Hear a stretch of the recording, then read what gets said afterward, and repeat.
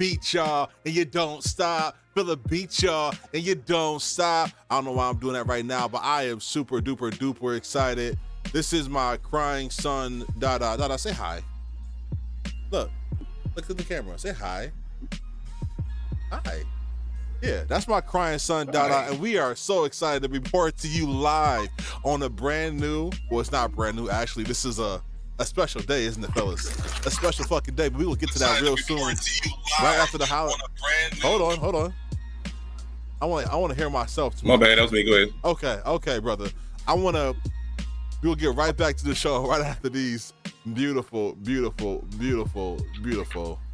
introductions.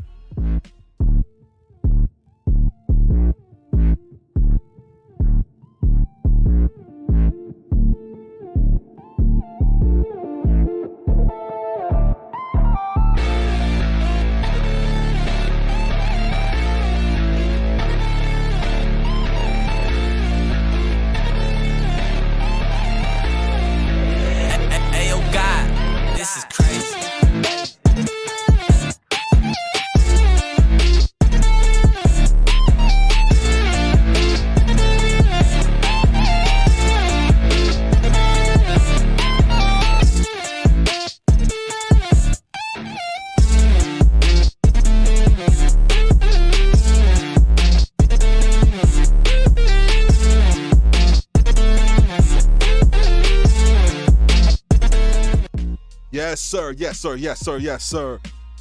Are we so excited? Isn't this grand? Isn't this beautiful?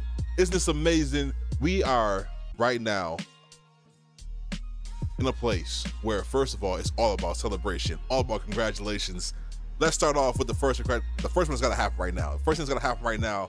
We gotta congratulate our boy Brooklyn on having himself a baby Brooklyn, a little junior.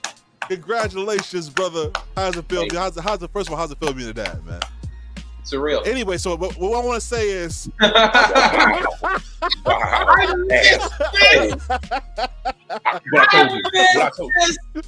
not so fast.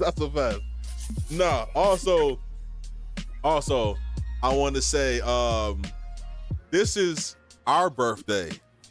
This is a special day for us. This is episode fucking 20, y'all. Episode fucking 20. They didn't think we could get here. They didn't think we could do it. Me and Brooklyn started this shit in a humble ass, you know what I'm saying, stream with nobody watching. We are still in a humble stream with nobody watching. We are doing great right now. Thank you so much. This nigga said started at the bottom, now we still there. Oh man. Listen, I am super duper excited because we got so much to talk about today. Before I want to introduce my host to my immediate right here on your screen. This man is obviously went from being Jesus to probably like the Lord and Savior, like God-ish level, because he had a baby. So the one who begot the son, I don't know. He's light-skinned it. He's Jesus' last disciple. He's great. Brooklyn's in the house, man. Brooklyn, say what's up, baby. Appreciate it. It's like you never learned, man. On the left-hand side, we got a man of the ancients, the man before time, coming from the land before time. Needs no introduction because it's to be assumed that he's already been called everything in the book because he's lived longer than most people actually can imagine or fathom. He is my granddaddy, their granddaddy, his granddaddy, my new baby's granddaddy, his new baby's great granddaddy, yo granddaddy, Pharaoh, talk to him, baby. What's cracking, y'all? See how Brooklyn short, sweet. He wasn't getting to a fucking soliloquy. Because all he would do is cut us off. Yeah. That's all fucking so I'm stubborn. That's right. Yeah, it's okay. You'll get it. You'll fucking get it. We are so excited to be here, man. I want to hop right into the information, into the news. The first thing that we're going to talk about is one thing I wish that we did not have to talk about, and that is Moss. Randy Moss was diagnosed with cancer. So if you did not know, obviously we're big Randy Moss fans around here, but Randy Yes. Moss was diagnosed with cancer this week, and it was reported last week that he was stepping away from the game of football. I mean, I'm sorry, yeah, pretty much from the game of football because he was working for ESPN, and he decided he was stepping away from that.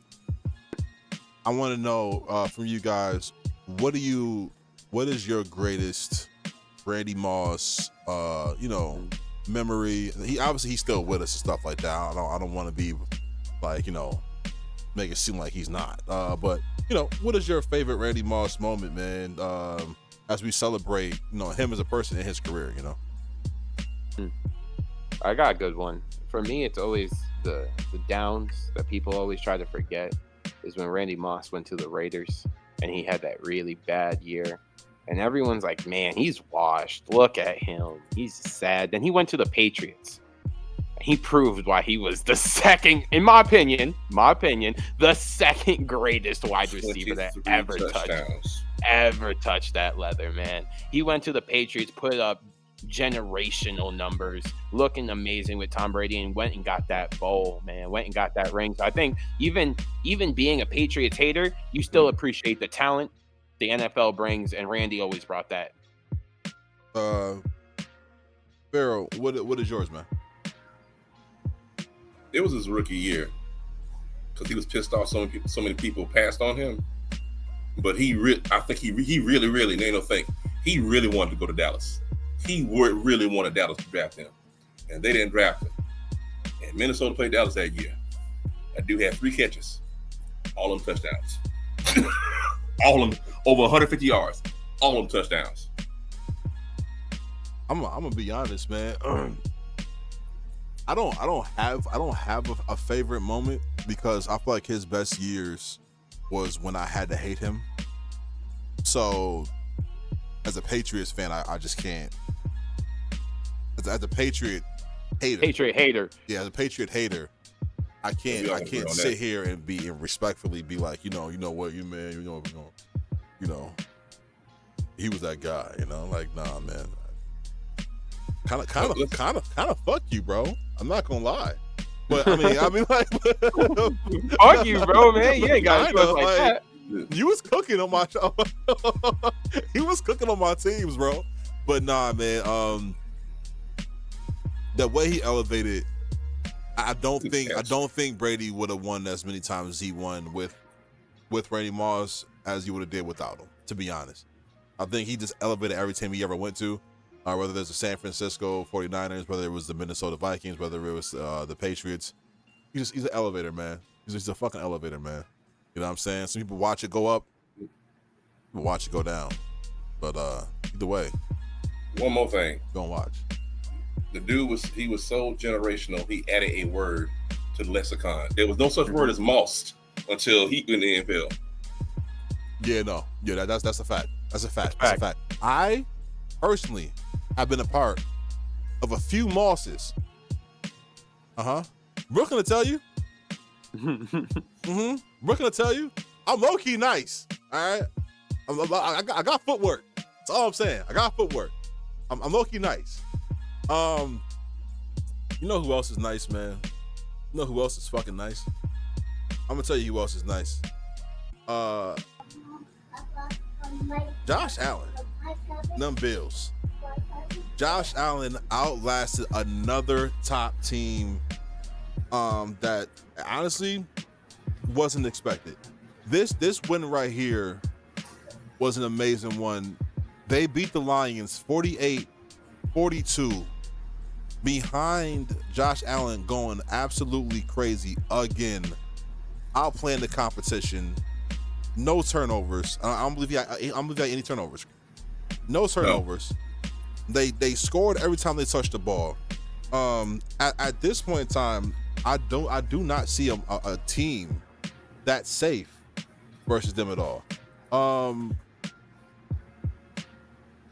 They are now the Super Bowl favorites in Vegas. Do you actually see them as a Super Bowl favorite in your eyes for the Buffalo Bills? Bro, take that one. Whoever want to take it first. Okay, well, they're definitely dangerous. If you don't think they can get the Super Bowl, you're crazy. However, I'm not sure if they can make it all the way. The reason why I'm saying that is the same reason why we go back some weeks and everybody was saying Ravens Super Bowl favorite, and everybody was saying I don't know because of their defense. The last 3 or 4 games that they played, they averaged them 30 points a game on defense. Now, yeah, they have been putting up great numbers on offense, but like I was saying earlier today, this requires, if the defense will play that way, it requires that the offense be perfect every time they get on the field.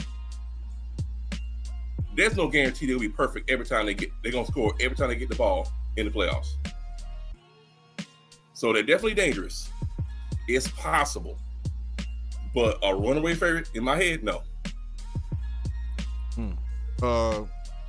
Brooklyn. I agree with you in some ways. Runaway favorite, no. But they definitely go into the playoffs. Clearly, they clinched it. Congratulations to AFC East. Yeah, they in there. So I want to say yes. In small ways, I want to actually root for the Bills. Josh Allen has been cooking the past few years, not getting the MVPs, which, to be honest with you, he didn't deserve it, in my opinion. Last time. This time, he's looking like the true MVP. He's looking like the true MVP this season, and he deserves it this year. I call bullshit on that, but go ahead. Talk your truth. Talk your truth. I think he deserved it last time. Talk your truth. It's your moment. Without Josh, his team would have no identity, so they just need him to be protected. They need to protect their quarterback, their number one asset, and the reason why they are winning these football games going into the season. Now that you have clinched the playoff, this has been a great defensive game because, again, I've watched this stat that I saw the other day, or right after this. Jared Goff has won a game where he has thrown 5 interceptions, and then he has now lost this game where he has thrown 5 touchdowns. It didn't matter how many touchdowns he's thrown. Josh Allen is still Josh Allen, but can he do it in the postseason? So this is I'm watching. I watched the game, obviously, right? And Montgomery get well soon, Knuckles. Please get well soon. I think that was a big reason this probably didn't go the way they wanted to. I think losing Montgomery is tough because that two man rush is different. Even though Josh Allen had 2 passing touchdowns, 2 rushing touchdowns, he threw for 362 yards, ran for 68 yards. Right, so all together that's 430 yards, 430. Give or take. Jared Goff almost threw for 500 yards this game. If there was a reason to almost argue Jared Goff the top 3 MVP, this would probably be it. I'm not gonna lie. He threw for 500 yards. Yeah, he did. With no picks. This is not Jameson Winston. He ain't praying for picks to stop. He threw for 500, no picks. And I'm not sure if Detroit don't end up winning that game if they get an onside kick. Because Buffalo was stopping them. Yeah, it was like 12 seconds left, but a lot can happen in 12 seconds in the NFL. Wasn't nobody stopping nothing. It was like a fucking all-star game. It was like a Pro Bowl game. Amar St. Brown had 193 receiving yards on 14 receptions. On 14 receptions. He was averaging almost 14 yards of reception. Yep. Laporta had 111 yards. Gibbs had 83 yards catching, bro. That's nasty work. That's crazy nasty work. Okay, so I want to say the Bills are a favorite, and I'm going to tell you why, right?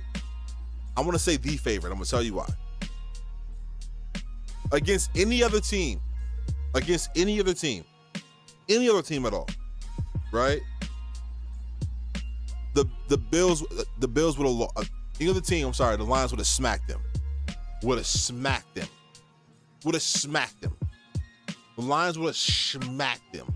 But somehow Josh Allen versus competition, the best teams in the league, he's not losing. He's beating them all. He's beating them all. I think that says a lot about the play that he's getting from his team. I mean, look at what Cook's doing, bro. 105 rushing yards, bro. If you think that Cook is not playing past himself right now, that's wild. I think he's playing past himself. I think it has a lot to do with Josh Allen's leadership and his ability to be able to galvanize his teammates. And on top of that, bro, they beat the best teams. And Pat Mahomes' ankle is hurting. Mm-hmm. He got a soft ankle. Anything that happened in the playoffs, I'm just saying.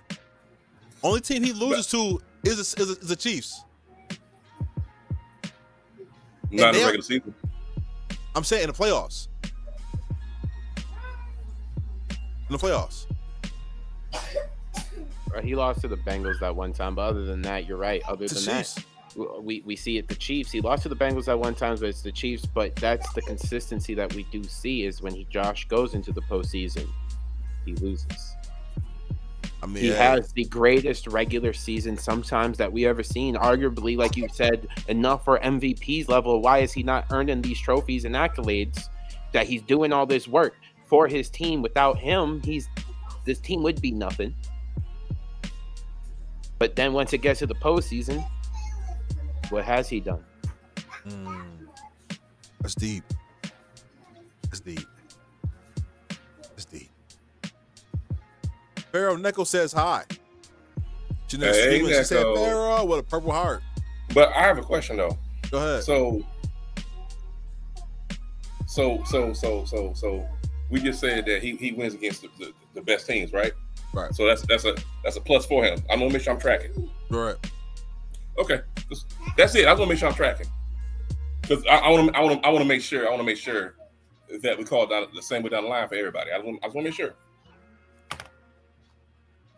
I mean, hold on, Pharaoh. You know, usually the donuts go on, or the glaze go on donuts, not Lamar. Oh, I'm not talking about him. When you say you want to keep something down the line, you don't got to say it. You ain't got to say it, big dog. We already know. You ain't got to say it, big dog. Hey, yo. At least you got somebody to glaze over. Okay, that's wild. You still besides Joe Namath, when have the Jets ever had an MVP? I mean, Aaron Rodgers is a former MVP. Whole time. No, I'm talking about somebody winning in that uniform. In that uniform, no. But I say we had plenty of MVPs. I could say LaDainian Tomlinson. LaDainian Tomlinson came to our team. I could say. Yo, Brooklyn, it's crazy how you missed all the Aaron Rodgers conversations. You've missed all of them. All of them. Hold on. Let me recap it for you. I'm pretty sure I missed it, but let me recap. Oh, fuck. Kicked it. He's ass. You trash. While you were here, your mama should have never birthed you. Your daddy broke. Your mama broke. Your auntie broke. Your sister broke. You broke. We all broke. Brother, we broke. In fairness, he earned all. His last game, he performed well. It was not his fault. And we stated that. Okay. And we stated that. Like, he threw for 300 yards the other game and still lost because you ass. You doo-doo. You broke. I mean, it took 28. It took 32 points to beat the Jaguars, bro. The Jaguars. Pharaoh. Oh, yo, Pharaoh. No disrespect to Brian Thomas though. That man cooking down there. Yo, Pharaoh. Shout out to Mark Andrews, man. Set the Baltimore's record for 48 career touchdowns. He went past Jamal Lewis. So, shout out to him. Yeah. But you know what? We talked about a lot when it came to him, man. You know what I'm saying? Because he's a fucking loser. I personally believe that. I got a clip on the channel. If you have not checked out, you can go on to the Shout Out Network channel, and you can see a clip of me talking very spicy about him. This will be another one too. So I cannot stand this man, bro. Things he has said in the last few weeks, Yeah, I ain't too fond of him myself. Hey, bro. Just shut the fuck up. Hey, That coming from bruh. Jets fans. Shut Hey, up. bro. The way he been talking. Every bit. Oh, we didn't. I go to Egypt. We'll see how that shit plays when we actually go to the regular season. How much that actually matters. It mattered. It fucking. No. I'm sorry. It matter. It's fine. It's fine. I don't want to talk about a loser for too much time. I want to talk about a winner, a person who actually deserves something, who actually won something. You said MVP? Well, the college MVP is the Heisman winner, right? And the Heisman winner is this man, your boy, Travis Hunter, man. Went out there and got him the trophy. What an amazing night to see him crying on that man's shoulder. You know, when you look at football greatness, right? And you see Travis Hunter. First, I gotta ask two questions. For one, where is he on the hierarchy of Heisman winners, greatest Heisman winners of all time? Ooh.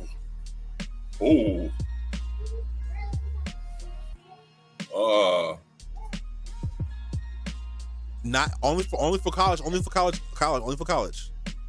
talk about the NFL careers. Only for college. I'm thinking about just college. Because Reggie Bush was like he's in my top 5. Reggie Bush was like number 3 for me. I'm thinking about other two-way players because Champ Bailey played two-way. I got an answer to all this, but I'll let Pharaoh get his. No, you go ahead. Because I got something to say. Go ahead. I want to hear your perspective. Go ahead. Put the money in the bag. This is a robbery. Because Ashton Gentry should have won that shit. Put the money in the bag because we robbing. Yeah, nah, it's bad. It's Because I don't understand how Reggie Bush and all they did and won that bitch. And Gentry doubled it and said, I see ya, I raise ya, I'm the best, I've been him, I'm gonna be him. And then Travis Hunter said, well, yeah, but I play defense.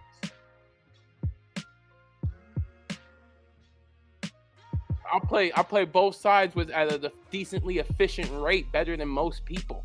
But I put up historical numbers, better than anyone's ever seen in the game. Your numbers on both sides have been seen in the game at that position. Maybe not by the same player in the same year, sure. But not what this menace has been doing to college football. And that's all I'm saying. Congratulations. I hope that weird girlfriend stops drinking. I hope her. Jesus Christ. He put it out there. He wrote it. He said the backlash has been making my girl drink and been depressed. Yo, you don't have to say that publicly. Yo, no, that is true. Yo, listen. So that's not the story here. I just want to say. Oh, he said, I hope she does better. I wish good things for her. You didn't even have to bring that up. Nobody, I'm pretty sure people who No, didn't even know that. Because guess what? Back to the bag, she is robbing him. Put the money in the bag, Travis. Yo, listen. I'm not gonna lie. Not only do I understand, I fucking agree. Agree. Yeah, he agrees. I agree. It's funny. We talked about this earlier. We had a conversation about this. Money. Yeah, no. I agree. When I say it, I'm sorry. It should not be about Ashton Gentry because he did not win. But he did say he thought he should have walked away. He should have walked away with that. He was robbed, and it's true. Okay, he was fucking robbed. He is 191 yards away from breaking Barry Sanders'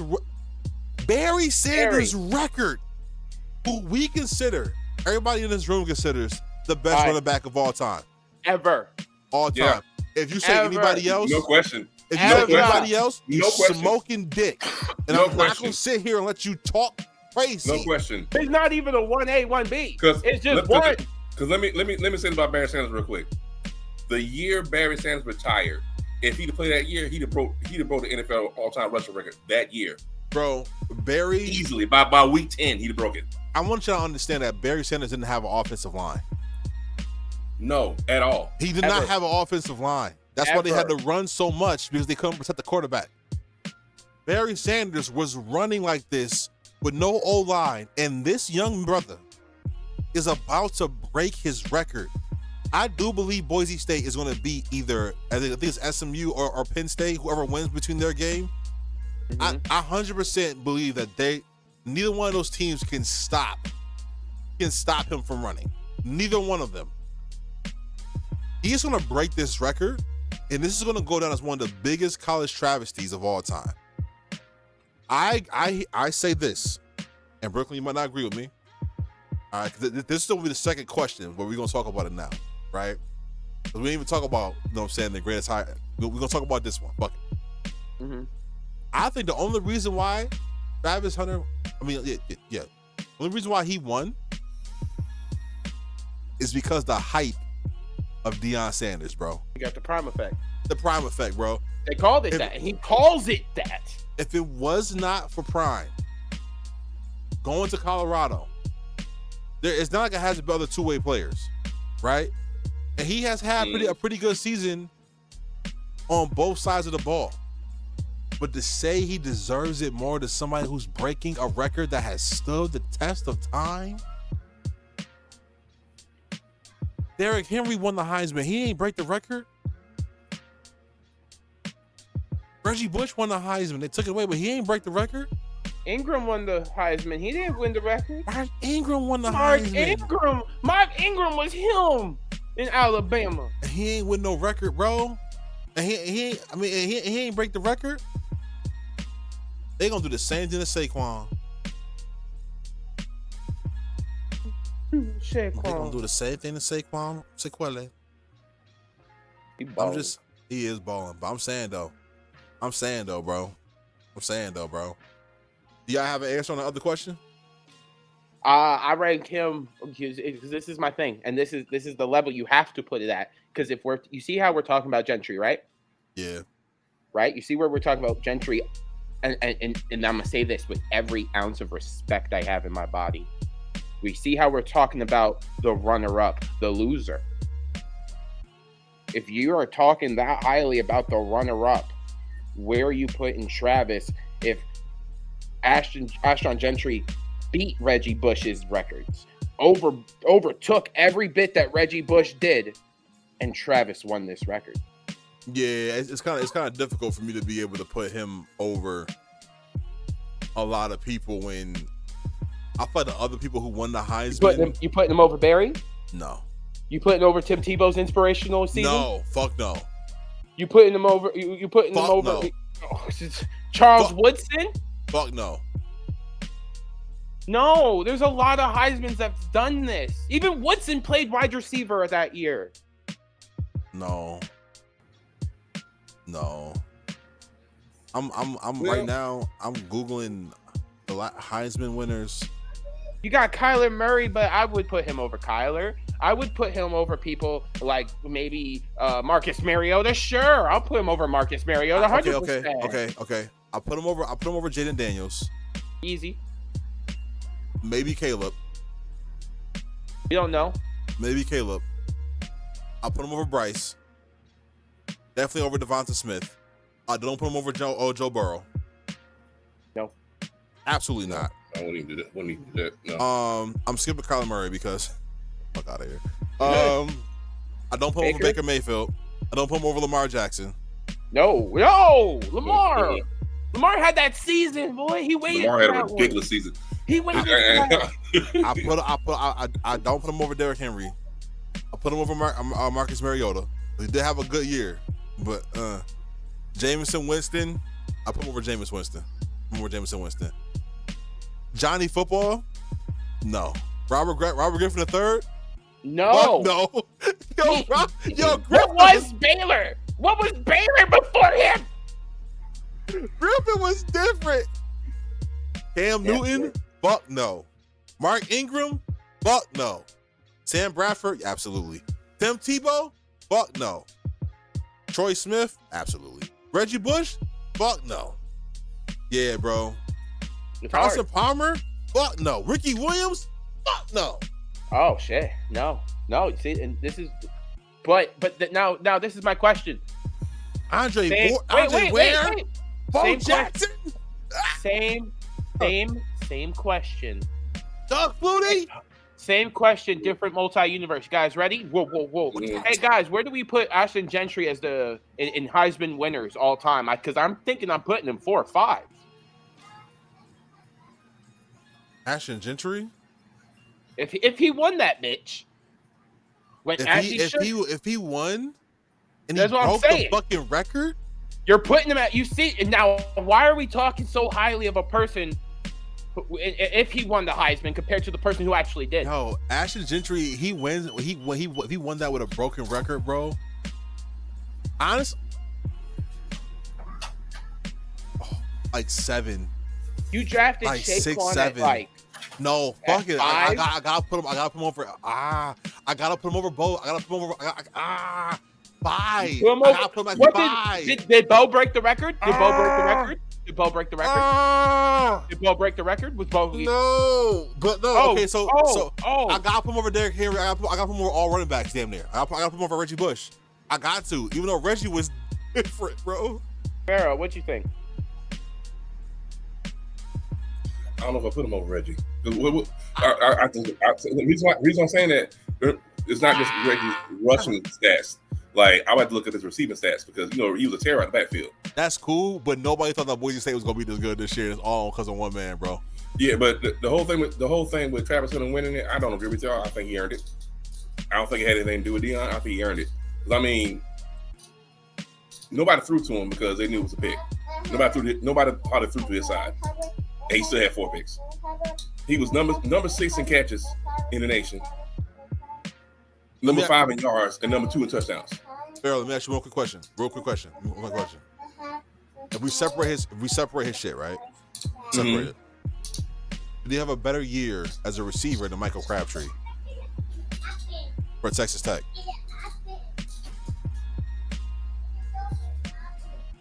Michael Crabtree. I don't think so. Okay. Michael Crabtree did not win the Heisman at all. I don't think so. But I think the reason why they picked him is because of what he did on both sides. I hear you. And honestly, and why I think he earned it, if Gentry would have won it, I wouldn't have been upset. I hear you. I will say that. I wouldn't have been, if Gentry would have won it, I wouldn't have been upset at all. Because when you first said something about him, I went and looked him up. Yeah, he like that. I wouldn't have been upset. I hear you. Michael different though. Real quick, shout out to Kung Fu Henny for the follow. I want to tell you something right now. Henny.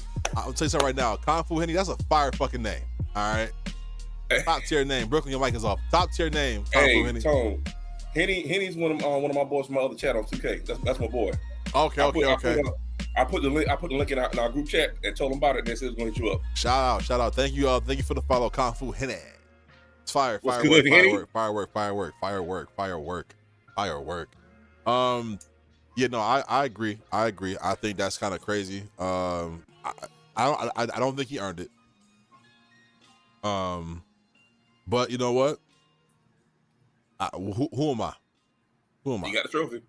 Who am I? He got the trophy. He got the trophy. So, who am I, man?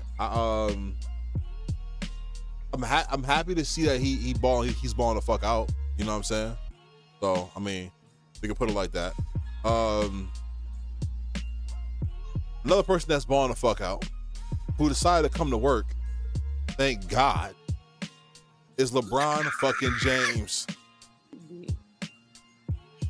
Oh, he ain't gonna like this. Bronny, I missed you, baby. He ain't gonna like this part right here. LeBron, baby, I missed you, baby. LeBron, baby. LeBron came home, y'all. LeBron came home and they balled the fuck out. If you did not see it, go back and watch the highlights or just listen to me. 2 nights ago, LeBron James returned back to basketball to play the Memphis Grizzlies. Somebody has to be echoing. LeBron James in this game, and I want to be all fair because It wasn't like he did not play against some opposition. John Morant dropped 27-6. Jared Jackson dropped 25-5 and fouled his bum ass out. I call you a bum, Jared Jackson, because to me, you got to be right now. But he balled the fuck out. LeBron James dropped a beautiful 18, 8, and 8, almost a triple-double on his comeback. Hit a couple threes. Thank you, LeBron. Hit 3 threes. Thank you, LeBron. AD came in with a Herculean, staggering, mountaintop of a number 40-16. 40-16. Disgusting. Despicable. 40 piece, all flaps. Now, this is a team, and John Morant, you were there now, right? Because John talked real spicy. Okay? John talked real spicy when they beat the Lakers last time, right? Saying, oh, they beat us when I wasn't there. Well, I'm here now. Well, bitch, you here now too. What you do? Get your gun? Huh? You gonna shoot? Huh? Oh, you didn't shoot good enough against the Lakers last night. Oh my God. You lost. Oh Jesus. You lost. You lost, and you had to watch in this game. Don't get it confused. It looked a lot closer than what it was. The Lakers were up by 20 to start the second half. AD went out, got hurt, came back, balled the fuck out again, put them back up into this. And shout out to Austin Reeves, 19 points. You know, he shot kind of bad, but he had a headband on. He was trying some new shit. He was trying some new shit. He had a headband on. Top tier journalism, man. Trying some new shit. They improved to 14-12, which was them 10th in the West. The Grizzlies right now are second in the West right now, 18-9. Do you think the Lakers got a chance to get to the playoffs without the play-in? After seeing AD drop these numbers. If they play the way they played in this game, because we talked one time before about how I'm noticing like lazy defense, people half-heartedly run out of contest shots and stuff like that. I didn't see much lazy in this game. I saw more effort. If they give more effort on defense like they've been doing, they ain't gotta be perfect, but just get the effort. I don't see why they couldn't make the playoffs when they're playing. Brooklyn? There's no reason why they can't. There's truly and honestly not. The issue that I'm having. Brooklyn, get the mic close to your mouth. They truly can, and honestly, I don't understand, or I do understand where LeBron's coming from, to where I don't understand the rhetoric to where everyone's looking at him, and while he's doing what he's been doing, I'm 40. Help me. As Farrell just said, defense is important. I can't guard everybody. As Tom Brady's wife said, he can't catch the ball too. Well, LeBron can't guard 1, 2, 3, and 4, and 5. The motherfucker's tired. He is going on 40-point scoring rants, and you still aren't helping him. What more does he need to do? What more does he need to do for you to do your job? You know what? I'm going to take a break. You motherfuckers suffer. I'm going to come back. Maybe you'll realize that without me, you're nothing. So do your job, and we can all go home champions. I started this barbecue shit, and this is the thing, motherfucker. And this is the thing about that. You, we can go home champions, and I can retire. Because guess what? Curry needs me. Curry wants me, and he'll take Bronny. We'll both pack our bags, and we'll get up out of here. But no, I want to be here. I'm a ball here because I've been balling here. I'm a champion. Go ahead, Tones. I'm sorry. Curry does not want LeBron James. He said that he was cool without LeBron James coming. I don't think either one of them wants to play with each other and be linked to each other. I think both of them want to have one championship over the other, at least. Curry has 4, LeBron has 4. So they both of them want to of them want to one up. Neither one of them want to, I personally, if I was LeBron, would not want to go to Curry, to his team, and then win a championship for his team. For one, will that devalue Curry's legacy a little bit? Yes, but at the same time, it would actually boost his legacy because you had to come to me because you couldn't. You know what I'm saying? I hear you. Yeah. The last person to win a championship was Steph Curry. I hear you, but I look at it more as if there's a chance that neither one of us can not win the championship and both have to retire at 4, fuck it. I see it. We can fall out. And they did. They said it in the Olympics that they would love to play with each other. Awesome. On the same team Awesome. in the NBA. You didn't let me finish the sentence. You didn't let me finish the sentence. On the same team in the NBA. You see how that works? We talked about listening, right? Awesome. I heard what you said. That's why I was uncomfortable. Immediately felt uncomfortable. It was immediate.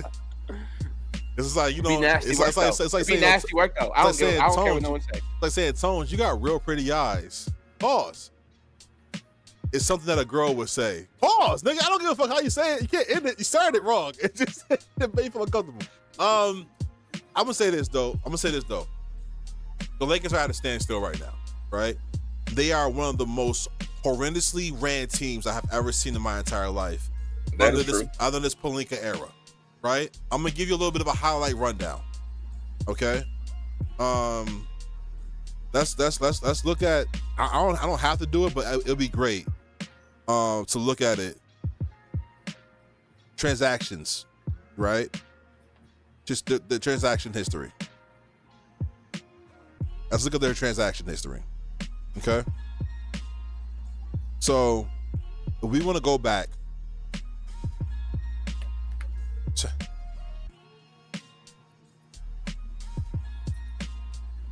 We get a championship team, right? We get a championship team. We get JaVale McGee. We get Dwight Howard. We get Rondo. We get a championship team. After trading away everything that we traded away, right? To get AD. Right. Now, you can't blame the trades, and you can honestly say it worked out because none of the trade pieces that we gave away for AD didn't really matter. Brandon Ingram is still the same player he was for the Lakers for the most part, but he's injury riddled. Caruso was showing who Caruso is. You can't even be a star player playing for the Wizards. So you're just a sassy starting bench player for the Wizards. He's very sassy. Lonzo Ball? Lonzo Ball injury. He was gone for almost 2 years. Yeah, and that's what I'm saying. Josh Hart was the only one. Josh Hart is a pretty good role player for the Knicks. Other than that, I mean, like the picks hurt the most, right? But we were able to keep one of the picks, and the pick that we kept turned it to, you know what I'm saying, Connect Four. So I'm good with that.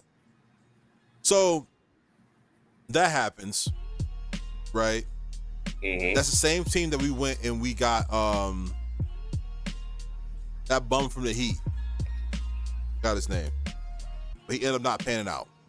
After that year, we had a chance to keep the same team. We let go of Dwight, and because we wanted to get Marc Gasol wanted to sign a 2-year veteran contract. Your Marc Gasol, he wanted to sign a 2-year veteran contract, right? Because of this, we could not keep JaVale McGee. So we had to trade off JaVale McGee and trade off second-round picks to make that work, to get his contract off. So we had to trade JaVale McGee away for no fucking reason, just to get Marc Gasol, who turned out to be fucking terrible, right? And then we went and got Montrezl Harrell instead of Serge Ibaka or something like that. We went and got Montrezl Harrell. We turned over our bigs for no fucking reason, right? And then, to make money work, we had to trade Rondo to Cleveland. Just got rid of it. But we let Caruso get to contract year, and the Bulls offer him a good amount of money. We could have matched it, and we said fucking no.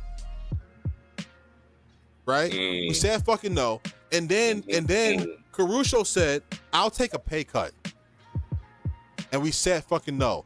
DeMar DeRozan said, I will take a pay cut to come play for the Lakers. And instead of doing these things, we traded picks.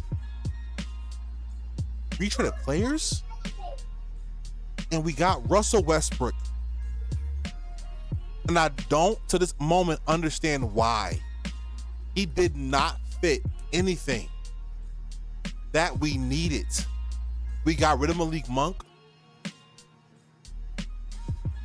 I can't figure out how either. There's KCP. I can't figure that one out either. Why? Right? Why? Yeah. Good shooters. So we got rid of all of this, right? For a player who you can, as anybody will fucking see, he's getting older and he's already a turnover machine. His value is going to only depreciate. It's not going to appreciate with you for the Lakers. It's going to only depreciate, right? Instead of the trade that was going to go through that would have got us Buddy Hield that year, a player that actually made sense with the system, which is more spacing, we got a player that cannot shoot and is ball dominant and is a turnover machine. This is all under Pelinka. Okay? Yeah. That happens. And then we have to deal with that for a year. A year. Pelinka decides not to play Thomas Bryant when AD is injured, and Thomas Bryant is dropping 29-point double-doubles. Thomas Bryant says, I want you to get rid of me now. And we respected Thomas Bryant's fucking choice that he wanted to be traded, and we traded Thomas Bryant. We fucking went and got Pat Beverly. And then we flipped Pat Beverly for Mo Bamba.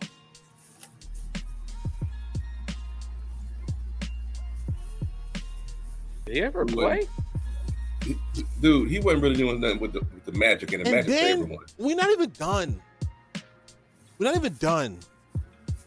After all of that, and signing Darvin Ham in the middle of all of this,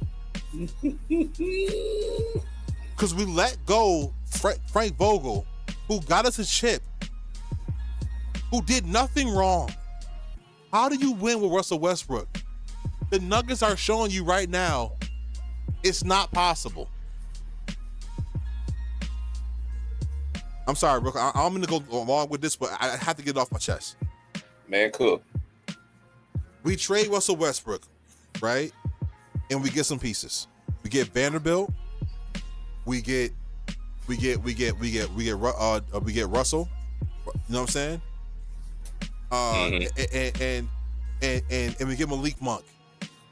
And somehow we still got fucking Taurean Prince. But you know what? Off to the fucking races. We get to the Western Conference Finals. Right? We find our ceiling. Yep. We hit that ceiling. It's over. The Nuggets drop us. Right?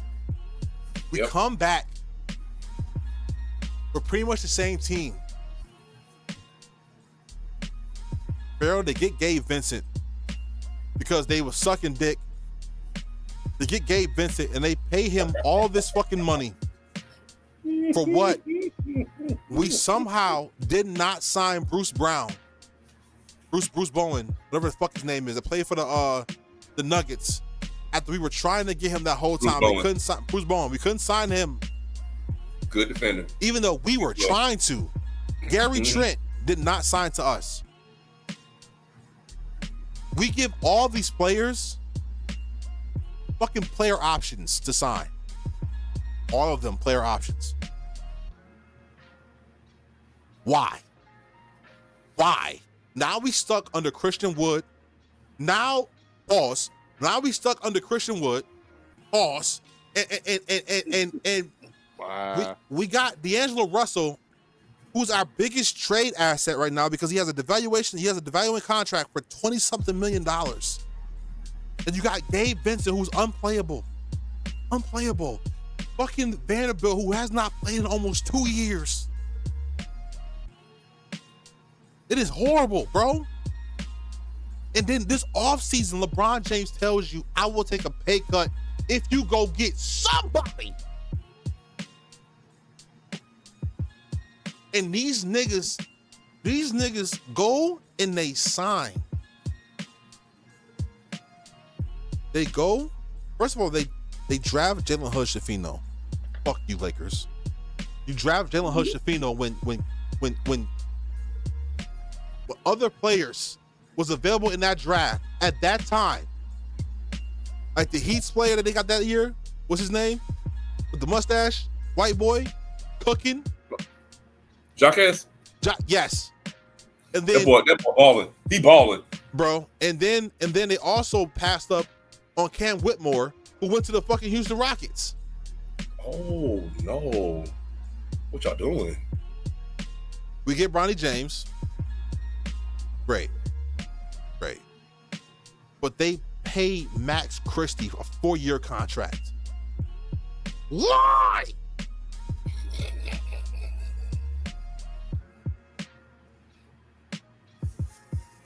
Only thing that can save our years if we fire Pelinka. All I can say. Pelinka should have been gone after he got rid of Howard. Howard and Rondo.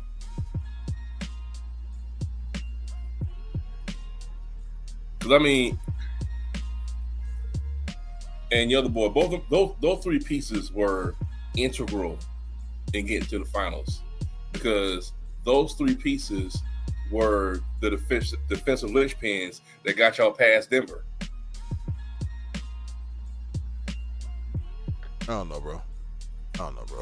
I'm disappointed. And it's not like you don't need these bigs to really shoot in the line. They didn't even play defense, and they were not too old to play defense. As much as everybody cracked jokes about JaVale McGee, he's a great defender. Yeah, you know who else is a great defender? Devondre Campbell. Devondre Campbell was a great defender. And the GM has decided to play defense his fucking self.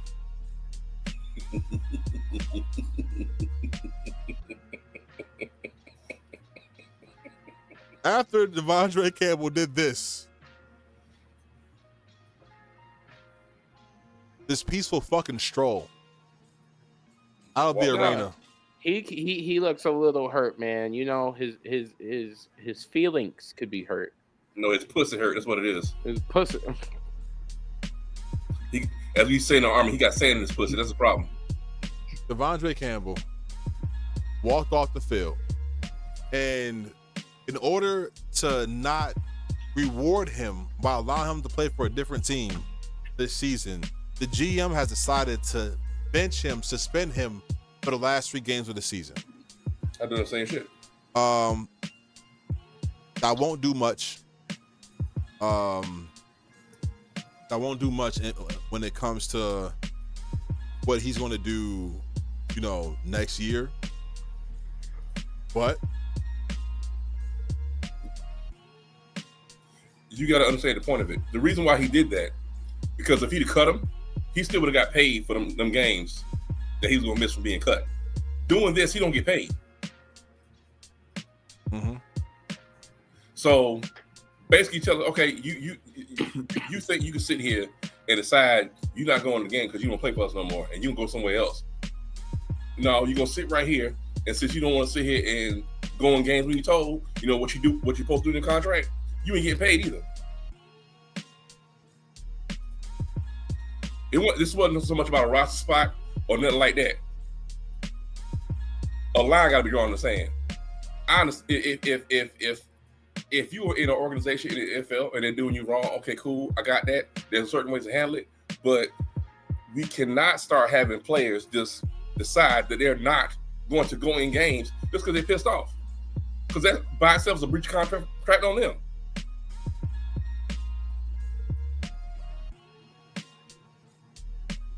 Brooklyn. Let's gotta be learned. You don't get paid, bro. Sit down. For me, it shows just the lack of a want. He clearly didn't want to be there. He clearly doesn't want to be with the 49ers. He wants to be with a different team.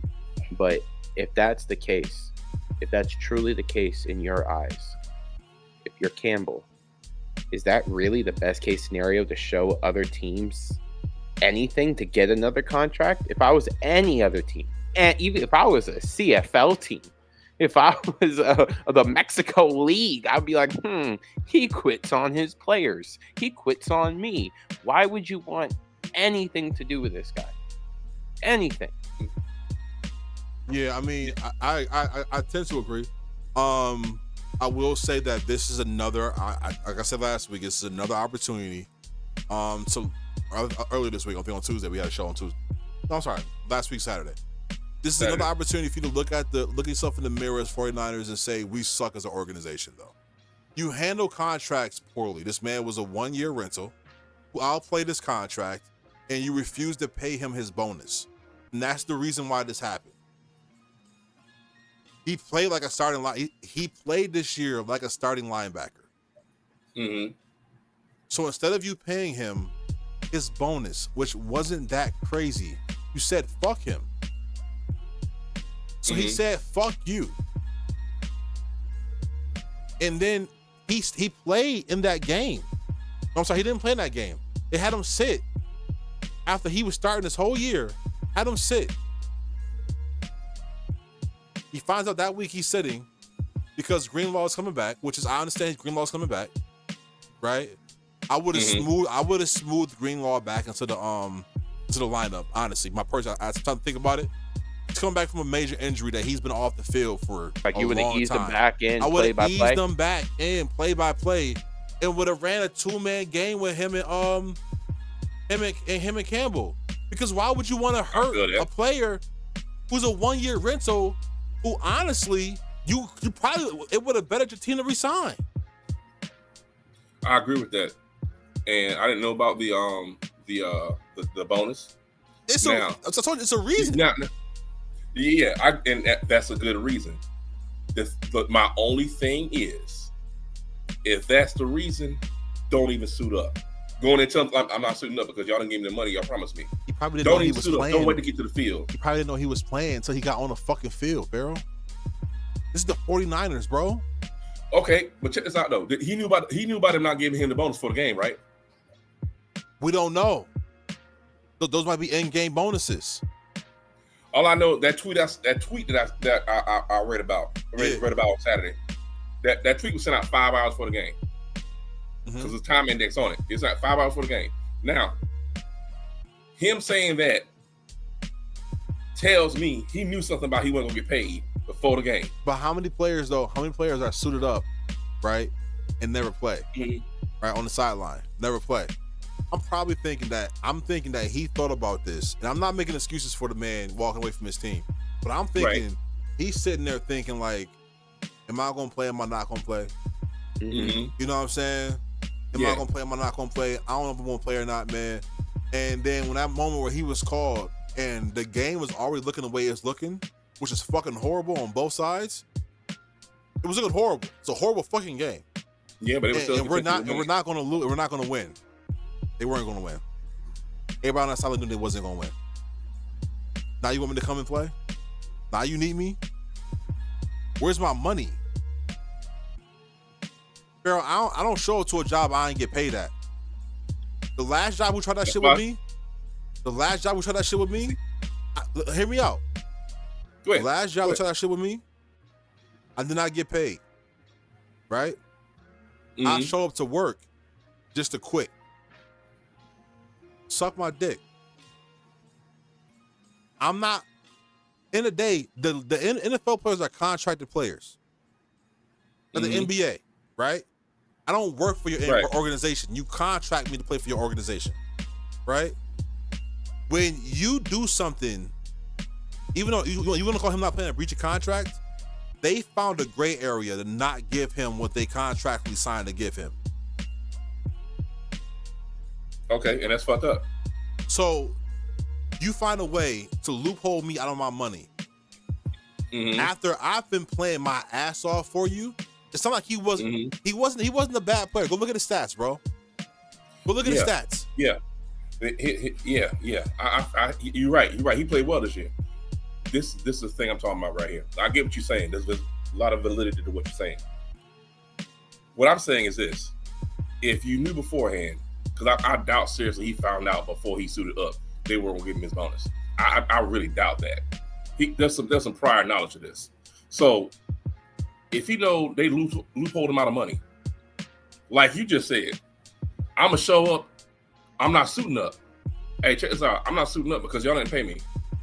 I'm not walking on that field because at the end of the day, if I walk on that field, I'm telling my teammates I'm here for them. Now they have nothing. They're not the ones paying him. They have nothing to do with what the organization's doing. So don't sit here and run a pump fake on them. Right, but this is a person that's already been he already got fucked over by the Packers. Right. Right. And now he's getting fucked over again by another team where he's played good enough for his career that he deserved a multi-year contract, even leaving the Packers. He shouldn't have had to sign a 1-year contract. You know what I'm saying? And this player is like your boy for the Jaguars, knocking people. I'm sorry, not for the Jaguars, but for the Texans, knocking people's heads off for no reason. You know what I'm saying? Like. No. I just don't. I don't agree with it, bro. I just don't. I mean, Right. I don't just. agree And with it it's the either. same team that did Winston dirty to pay Brock Purdy. Okay, I got a little bit more information for you. Campbell was 5 tackles away from achieving another $100,000 bonus. So they weren't going to allow him, basically. It doesn't say that, but it shows that he was about to achieve one of his incentives. So instead of letting him play to achieve it, they sat him that game, especially with Greenlaw coming back. It was a good reason to not allow him to get 5 more tackles, 1 tackle for loss, and possibly 1 sack to achieve another That's a 100K. justification, bro. Another It's a justification. 100K. $100,000, bro. I've never really sniffed 100K myself, but I know 100K for me could go a long fucking way. Well, let me ask this question though. Do we know for certain that the reason why they sat here just because he couldn't reach an incentive? No. They just want to start Greenlaw? Bro, no. They used Greenlaw. That's why I said they used I said whether you Greenlaw want to use as a reasoning or not, to he was justify only him. 5 tackles away from 100K. They could have found. Yeah, they could have found ways to put him on the field. way if you really love You your could've put him on- players. Exactly. Special They could have teams. put special teams. They could have done anything. They could have done anything. I agree with that. I agree with that now. They told him, and they waited until it was the end, like the middle or the end of the third quarter, to try to put him in the game. That's bullshit. Yeah, because Greenlaw. And now that Greenlaw. he's suspended, he guaranteed he won't get it. No, he's not. The reason why they tried to put him in the game because the other linebackers got hurt. But see, and I agree with what y'all saying. I'm sorry, I'm gonna cut y'all off, but this is the reason why I'm saying he shouldn't have handled it that way. Because see, while he might have a grievance, he definitely has a grievance. This is what happens because he did it the way he did. Now every team in the NFL is not gonna take a flyer on you because they feel like he's gonna walk off the field. No, when he needs bullshit. I'm gonna call this bullshit. I'm gonna tell you why. Okay, he probably knew he was not going to be starting going forward because Greenlaw was coming back.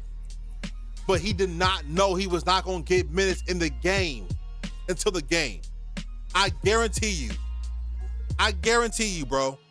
They on defense, when the defensive coordinator calls out every defensive possession, he tells you who's going out. Mm-hmm. He tells you who's going out. So he sat there cold for multiple defensive possessions, not going into a game where he was definitely going to get them fucking tackles. And Farrell, I was with you in the beginning because even me playing football, we've all had some kind of sports camaraderie. We've all played some sport. I played with my best friends and some of the closest people, even some I still talk to in high school on that football field. And you go on that football field, it's for your brothers. But at that point, that's a job. And I didn't know that with that information that I did get, that there is a point where I play for my brothers. I love my brothers. I play for my team. But I play for my family. Now this Yeah, that's is what I'm now saying. Fuck that. This is now a job. I love my friends. I love my brothers. I love the people who I represent and the organization that has given me the chance to feed my family. Right. Now, but when you are withholding the opportunity to continue to feed my family, I must go a different way. And the way he did handle it, possibly extreme, a little Antonio Brownish, but he handled it. Antonio Brown was different. Let me no, say this, Antonio Brown took the jersey and said, "Fuck this!" and started dancing to the infield. Let me say this though. Right, Pharaoh, you use the Army analogy a lot, right? Because you're a brother in arms, right? Right. But when you go to the Army, you sign a multi-year contract. Yeah. Right. So unless you go AWOL or do some goofy shit, you're guaranteed your multi-year contract. Yeah. Right. Do the Army sign people for 1 year? You said what now? Does the Army sign people for 1 year? I think it's a 3 to 4 year minimum 4. Minimum 4. Yeah. Minimum 4. Right? Mm-hmm. I've been here now for 11 games. This ain't my fucking brothers. I got kids to feed. And there's no guaranteed money or offer of an extension of a contract from this organization. I gotta play for every down. I am out there, right? I'm out there for your organization who's underperforming on offense. Mm-hmm. Right? Mm-hmm. Mm-hmm. Putting my health on the line. Right. To try to play for an opportunity that I've already earned. And you're gonna tell me that you're gonna find a way not to give me $100,000? And you're in a contract here where you're about to pay Brock Purdy, who's out here playing like shit, multi-million? Mm-hmm. At that point, George Kittle can suck my dick. I don't give a fuck what you got to say. I don't know you. You don't know me. We don't practice the same. We're not on the same side of the ball. Fuck you. And that rookie that has something to say, you are on a rookie contract. After that, you're a restricted free agent, where either they gotta pay you or somebody else is gonna pay you. But I've been here, a veteran in the league. He's been a veteran. He's a veteran in the league. Been 31. playing the right way. 31. Fuck that. He's been playing the right way. It's never happened to him before. You know what I'm saying? And now you don't want to give me my $100K. That's $100K, bro. And he's not even saying, give me the money. He said, let me fucking try to go earn it.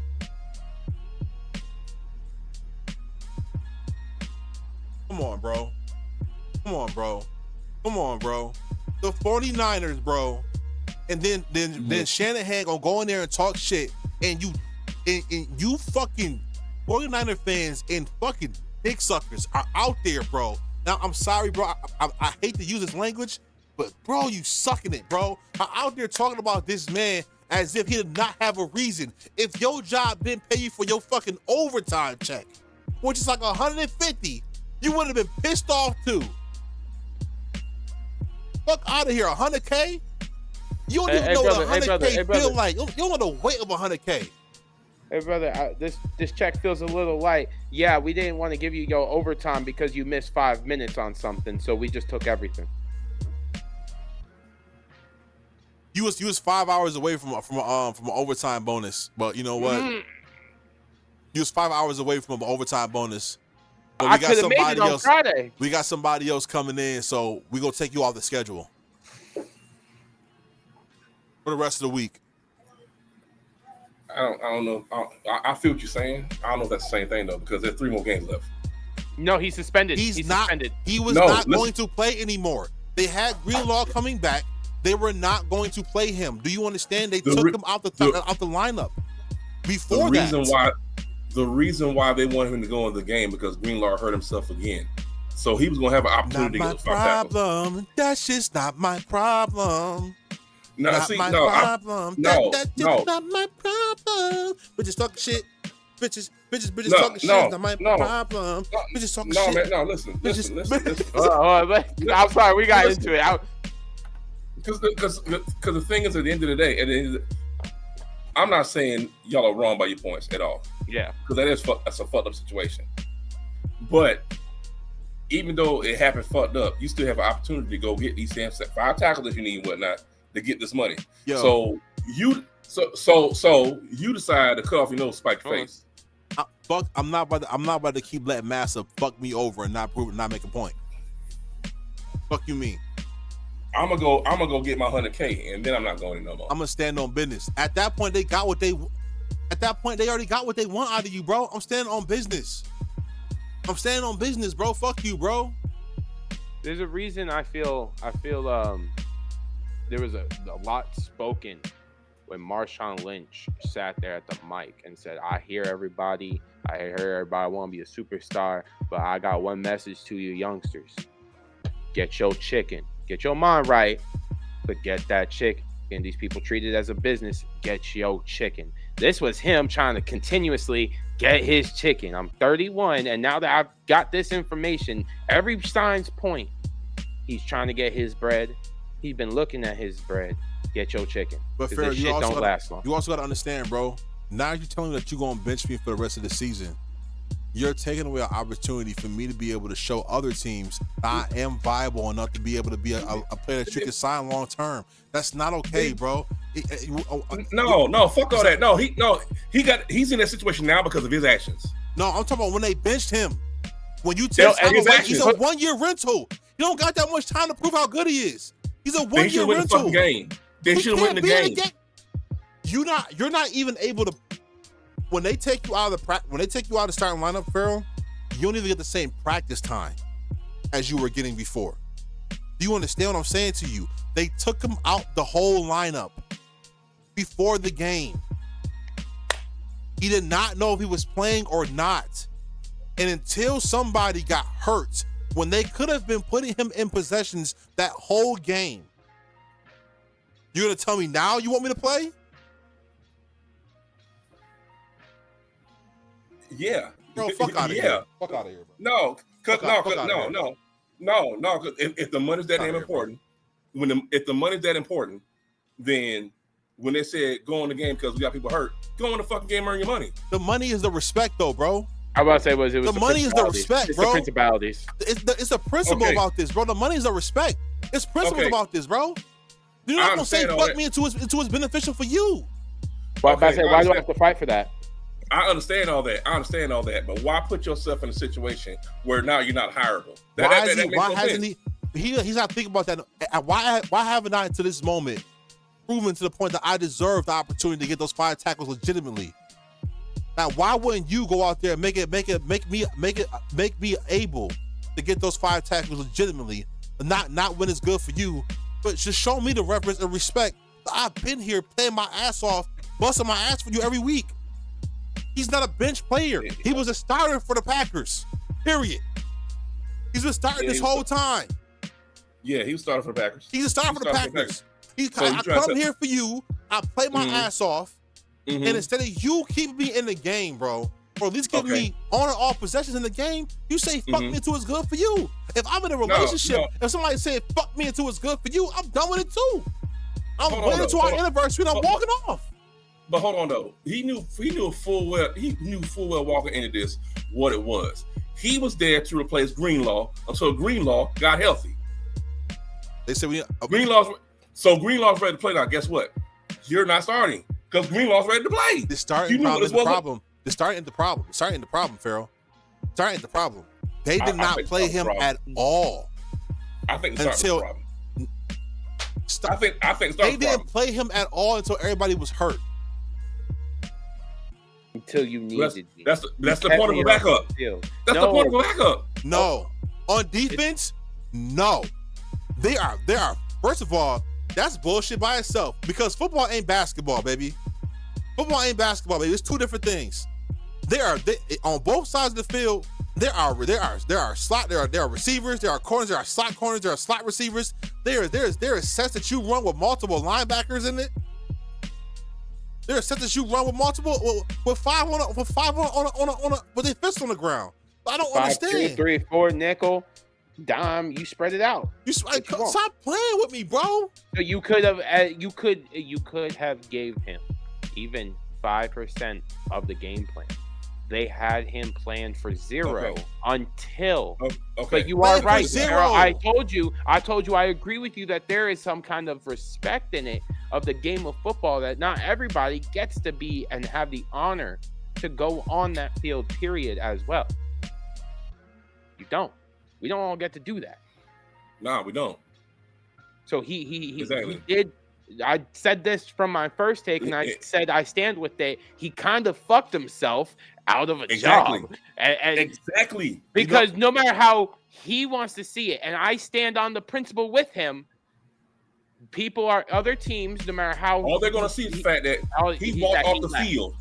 That's cool. That's how. That's cool. It wasn't even the fact that he wasn't going to the game. It's the fact that he walked off the field. That's cool. I agree with every bit of why he did. With every bit of the information I've been given, I would have damn near done the same thing. Colin Kaepernick fucked himself out of a job, right? That's what he believed in. That's still can't get a job. Scenario. No, That's a different I'm gonna tell scenario. you why it's not. I'm gonna tell you why it's not. Because it was him versus ownership. Did he leave the field? It was. Did he walk? No, he did. He walked off. Did he walk off the field? At any time at any time did they take a starting spot and he walked the field? No, but that's not the And to this point. day, All right, never then. come back. It's not the same thing. That's not the point. You can't ask that question without That's context. exactly the point. It sound good without context. It sounds good without context. There's At the no end of the other day, context to it. At the end of the day, he made a decision that he knew was going to cost him because of how ownership treats players. And throughout the history of time, ownership do not give a fuck about their players. They have treated them like chips, and that's the way it has always been. They will give you what they need to the point where it matters to them. Jerry Jones is the perfect example of that. All of them are. They will fuck you over, and then they will plan around you. The owners will come together in meetings and plan to have rules put in place and things that put in place for them to be able to be on top. They will keep fucking you over. And him, a player that did not deserve to be fucked over, was fucked over by ownership again. I'm not gonna let it keep happening. And just because people do not get the opportunity to play in that league, don't mean that people in that league deserve to get treated like shit. Everything you're saying is true, but it had nothing to do with the point I'm making right now. It's not the fact that he's stealing from himself. It's not that at all. It's not the fact that he got fucked over. It's not that, because you're right, he got fucked over. It's the fact that he walked the fuck off the field. Fuck him. That's what fucked him up. Fuck him. Fuck them. Yeah, and if they don't want me, cool. I'll find a job doing something else in football. But fuck them, bro. Well, He probably didn't know. He probably didn't know. We don't know what he thinks. He didn't ask for another team to come pick him up. We don't know how he feel right now. By all means, he probably walked off the field and said, "I probably want to retire after this dumb shit." Do I need to read this tweet again? Someone is about to get a great football player that's been badly misused. Oh well, let's get it though. That's before the game. That's before the game. That's a tweet that he put out before the game. Exactly. He already knew what he was going to do. Before the game. We don't know that. That's conjecture. But I'm telling you right now, walking off the field. everything, nigga, if that's the case, everything we're saying right now is conjecture. Absolutely. But you ain't about to act like what you're saying is fact. Only thing that is fact. You do the same thing. So you tell me I do what you're doing right now. Only thing that is fact. The court. Only thing that is fact is the fact that he was 5 tackles away from his bonus. And they found a way not to put him in the game. They slotted him for 0 fucking coverages on the field. Okay. For that whole game. That is fact. Mm-hmm. And he walked out. Now, I understand what you are saying, but in that moment, just like you're making up shit, I can put it in my head too, that in that moment when he thought, you know what? He didn't know he was gonna play on when he got. He said if he put that tweet out, right, it could be thought that he believed that he was going to play in that game, and he would have played if they would have put him in the game early in the game to play.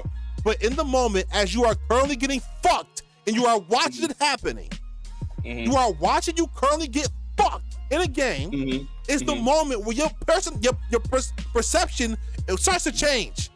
Now I'm thinking, fuck him. And if this is how I'm going to treat it in the NFL, I don't deserve to be here. I don't want to be here no more. You know how many players retire after the age of 30? Yeah. Usually because their bodies can't take it anymore. No. Robert Griffin III ain't retire like that. Cam ain't retire like that. Cam can play.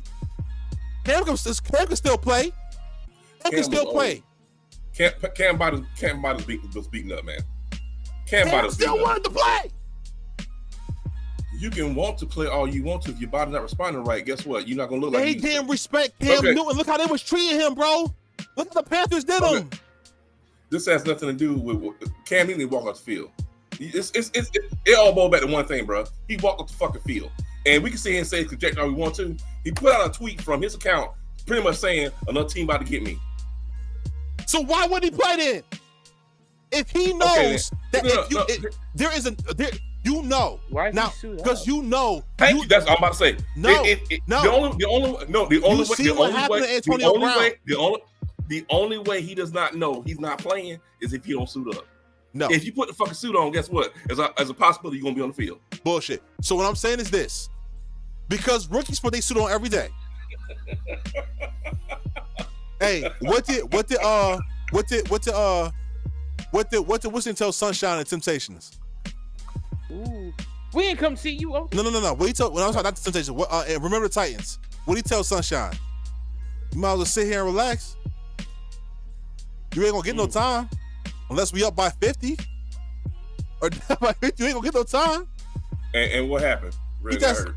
Somebody got hurt. Yes, he was the backup quarterback. He was the backup and somebody quarterback. got hurt. He was the backup somebody got hurt. I don't. What we Is are, that what happened this we game? are talking about a person. Okay, Antonio Brown had a better career than Devondre Campbell, right? Not question. He's seen what happened to Antonio Brown. Nobody's gonna sign you after that, right? So he knew walking off the field what the conditions was. So him putting a tweet out saying that somebody else gonna get a better player, a great linebacker, means that he was fully understanding he fully wanting to play in that game. You get to that game, they don't call nothing for you in that game. Oh, y'all trying to fuck me right now. Oh, now it's the end of the game when you want me to go out there? It wasn't the end of the game. It was a second half. It was in the beginning of the second half. They had a whole half football left when they told them to go in. We're not talking about like 5 minutes in the fourth quarter. I'm not going back in there. I'm not going back. You know who wants to walk off the field? You know who wants to walk off the field? Caleb fucking Williams wants to walk off the field. Caleb Williams recently said that after this loss to the Vikings 12-30, a good solid ass whooping, that this rookie year has been frustrating, and I don't know how you put this together. Frustrating and encouraging. He's saying it's frustrating for the fact that I've never lost like this. I'm not used to losing. But it's encouraging because I love to see how my team fights. I want to call bullshit. Where are they fighting at? You lost 12-30. Good smooth ass whooping. The Bears have had these problems though for a while now. Same problems they had with Justin Fields, who came in as a promising player. They're having now with Caleb Williams. Offensive line. Another team with horrible ownership. What happens with Caleb Williams in this Bears team? And should they take him saying that it's frustrating very seriously, or do they even give a fuck at this point?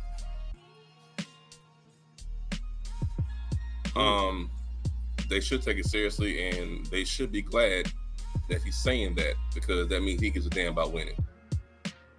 Now, the problem is they got to make sure that they continue to put the pieces around him for him to succeed.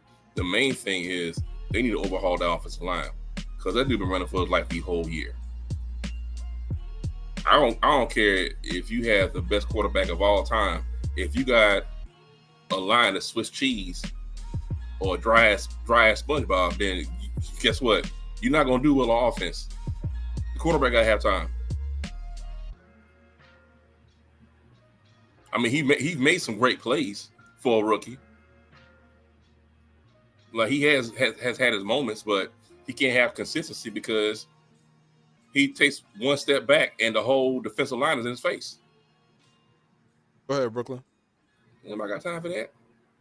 Ain't nobody got time for that, and that's actually what I said at the beginning of the season, way before they even got rid of Justin Fields. I looked at the Bears and I said, wow, they are so lucky. They have two, not one, but two top 10 picks in the draft. Justin Fields had no weapons. He was running for his life, and at an efficient rate, I may add. Running for his life at an efficient rate. Just imagine what you would have done if you would have drafted someone like J.C. Latham, Joe Alt, even traded back, and then still got Romo Duzway. You would have still had Keenan Allen. You could have still put the weapons that you have around Caleb Williams, around Justin Fields, with one more better offensive lineman, and the same wide receiver you drafted for him, and the same wide receivers you paid. All of that could have been possible, but you chose this. And we see how it's going, that when you don't draft offensive line, when you don't prioritize where your actual weaknesses, and you give big money to 30-year-old wide receiver Keenan Allen, how it goes. I mean, so just to put into context for you, for this year, he has thrown for 2,937 yards, 17 touchdowns, 5 interceptions, an 87.7 passer rating, and he's also rushed for 408 yards. He said, getting hit, especially when you can't deliver a hit to somebody, as in like run the ball, you take those over an amount of time and it builds up. He's constantly getting fucking hits. This is an organization who don't give a fuck about their players. And it shows. And it fucking shows. They're just trying to get somebody to fill a seat. And offensive linemen don't fill seats. And this shows. The worst thing he can do is to do what Joe Burrow did for the Bengals and justify their actions and decisions by making them a winning team. But you see, Brooklyn, you bring up Justin Fields, and I'm glad you brought him up. On his way out, the Bears made sure it was unceremonious, meaning that they shitted on him and scapegoated him as the reasons of their losses. And that lowered him to the point where now he is a backup quarterback for Russell Wilson, where he should not be. He could have easily started for the Browns. He could have easily started for the Giants right now. Easy. He could have easily started for a lot of teams right now. And we're going to talk about another team right after this one, but they did not. Because ownership don't give a fuck about their players. Shout out to Javonte Campbell.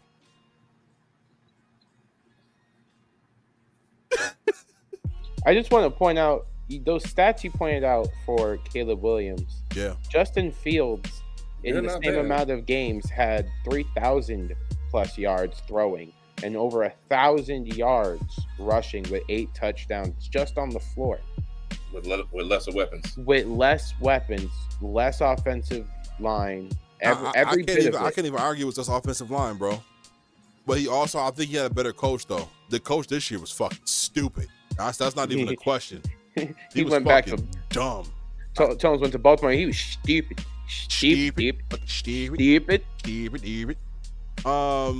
Moving on to a coach that actually is good at his job. Boy, them Eagles. How about them Eagles? They walk away with the win over Pittsburgh. Now, Pittsburgh slotted as being one of the teams that's one of the best teams in the league, especially behind that amazing defense they have. This Eagles team continue to soar, knocking them right out of the game, not to be surprised at all. They are now in the place with the loss of the Lions to take over that number 1 spot if they continue on this trajectory. They have won 10 straight so far. 10 straight so far. In this game, Russell Wilson was passed for a measly 128 yards, but Jalen Hurts showed up, gave us 290 yards passing, 2 passing touchdowns, and started to feed my boy Brown the ball. 8 receptions for 110 yards. Devondre Smith, 109 yards. My God. Saquon Barkley only had 65 yards rushing, and they still crushed this team. Something light. And that wasn't. He had 19 attempts. Steelers defense was not playing with that running shit though. They was not playing with that running shit. They said if we stop something tonight, it's him. It's gonna be Saquon Barkley, and I loved Everything else, I don't know. I loved it. Do you feel like they could take that number 1 spot away from the Lions? I think so. I think they have a solid chance. I think they have a very good chance to still make it to the Super Bowl, I believe. The way that they've been playing, especially Shea Quelly, on such a monstrous year, there's no way. The Lions, in their own right mind, is playing crazy. But the Eagles, if they meet up in the playoffs, that's a game I definitely would want to watch, and I think the Eagles would take that. Brooklyn, Pharaoh. The Eagles' last 3 games are the Commanders, the Cowboys, and the Giants. The Commanders is the only threat in that scenario. So, yeah, they could easily win out. I mean, easily win out. The Lions play the Bears, 49ers, and the Vikings. The Vikings, because of the injuries that the Lions have, the Vikings can win that game. So it is very, very possible. I don't get me. I feel you. They still got everybody on offense, and then you know, like they miss one of their running backs. I'm not to discredit anything the Lions have done so far. But their injuries are mounting, so that's why I'm saying that they can't. The Vikings can get this game right here because of the mounting injuries. Yeah, I'm gonna tell you something right now, bro. With all them injuries, Jared Goff still passed for almost 500 yards. I do not believe And he lost. any other against the Buffalo Bills. The Bills beat the Chiefs. The Bills hung up 40 points on back-to-back games. Once in the loss, once in the win. Back-to-back games. So I hear what you're saying. The Vikings, even though they have been playing great under Sam Darnold, believe me, they've been playing fucking great. There's nothing showing me to this point that they have enough to stop that offense. And sometimes a good offense is demoralizing.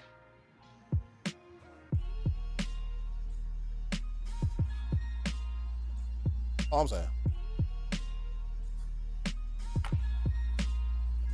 It'd be demoralizing. We'll see. They lost to the Bucks. We'll see. They lost who? You said the Lions lost to the Bucks? Yeah. Who the Eagles lose to? They got 2 losses too. Yeah. They got 2 losses too. Who did the Eagles lose to? Let's go and talk about it.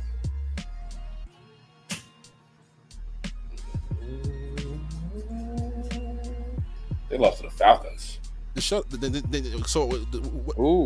Bucks. And the Bucks. All right, bro. So, The Bucks have 30 on them. All right, bro. So there you go. Damn. I just wanted you to see it. I just wanted you to see it. I just wanted you to see it. When you said it, I wanted you to see it. So there you go. There you go. Out to the Falcons for benching your quarterback. I think Michael Penix is the future. Oh, they benched him? Yeah, Kirk Cousins bench. Michael Penix is in. Going forward. Yep. That 3 weeks ago.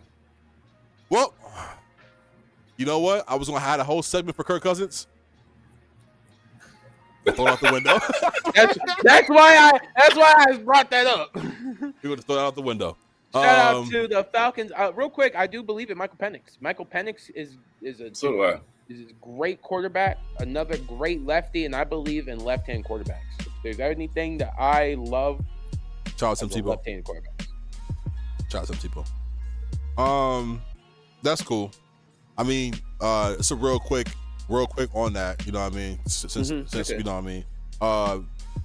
You know, I'm just gonna touch on it, I guess, real quick. I did, you know, make something for it. That's kind of asked. I put time in, so would you mind if I still showed it? Fucking ass. I did make this for Kirk Cousins, but you know, whatever. Fuck you, Kurt. Kurt said he needed to play better. His coach said he needed to play better. He thought he was gonna have an opportunity to play better. And come to find out, he will not be playing better because he won't be playing at all. And this is great. I called for this weeks ago. Oh, my back hurt. They went out and they paid Kirk Cousins and then drafted Michael Penix, 8th overall. I don't understand that. I don't understand why you wouldn't allow your first round lottery pick quarterback not to throw the football and to sit behind Kirk Cousins of all people. Who did Kirk Cousins? He played for the Vikings before, right? Last year. Yes, he did. He played for the Colts before too. No, Vikings, Washington. So ass. He actually was pretty decent in Washington. Yeah. Playoffs a couple times with the Vikings. He does consistently well when it's pay time. He already got paid this year, so it's his first year of pay. He's gonna be ass. But no, I actually completely agree. I don't understand why you went out and did that, because if you were even gonna pay Kirk Cousins, if like that was your plan, why didn't you go get him another weapon? Or even as me and Pharaoh said for Caleb Williams, why didn't you draft him an offensive line? Why'd you draft a quarterback if you paid for a quarterback? I don't know, but we're gonna move on to a different team because I don't wanna. Go ahead, Pharaoh. You say that while I switch over. All thing I'm gonna say is this: in his last 4 games, Kirk Cousins thrown 1 touchdown and 8 picks. That's all I got to say. You know, Toes, I actually didn't know the quote you were about to say, so when I said he got benched and it ruined your graphic, I gotta play better, broke me. I didn't know the quote. I said, oh shit. Yeah, that's I gotta tough. play better, Kurt. No. They should have started pinning some months ago. That's tough. But Kirkio changed. Kirkio, no. I mean, I wish I would have you know, obviously started this conversation before this all, you know what I mean? But, you know, whatevs. Whatevs. Man. So, let's talk about Pat Mahomes. Go on without me, he says. Can they win without their star? Pat Mahomes went on to say that if he feels like he's good enough to play, he will play. That obviously doesn't bring too much confidence to a team that has to maintain their 1-loss record and would have to do so on the back of Carson Wentz. Do you believe this team, this Chiefs team, can continue their winning ways if he does not play with Carlton Wentz? Carson Wentz. I don't give a fuck what his name is. He don't start. Okay. You know what? He don't start. I hear you. Let me say something. The Chiefs, I think, can win and will continue to win under Carson Wentz, because Carson, for one, before he got hurt and had that horrible knee injury, was right there for MVP voting. Right there. He had a whole MVP year, about to win the Super Bowl with the Eagles until he got hurt. And then the backup had to take. Yeah. Not much. I'm just saying Carson had the potential there. There was the potential there in the previous time. Now, what I am saying, potential out of him. The only person, Andy Reid. The Chiefs coach can actually bring the best out of some players, and I actually seen that before Patrick Mahomes when he was winning games at an efficient rate with Jamal Charles and Alex Smith. He went to the playoffs both years with Alex Smith, unfortunately lost, but I do think he can still win the last few games. Now, if Patrick's not ready for the playoffs, that's SOL. Y'all fucked. You fucked. Fucked.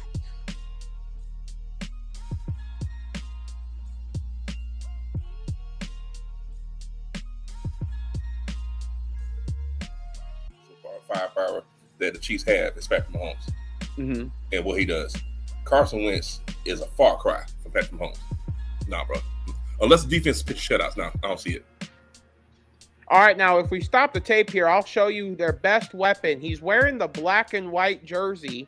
Wrong colors for the Chiefs, but I'll tell you what.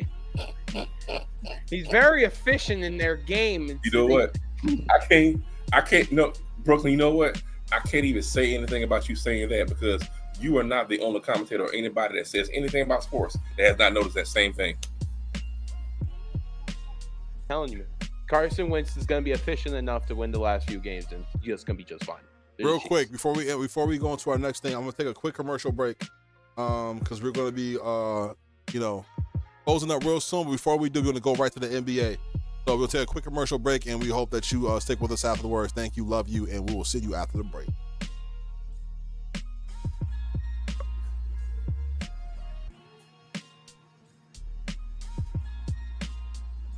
Carson Wentz. That's actually perfect timing. But you got 20 seconds.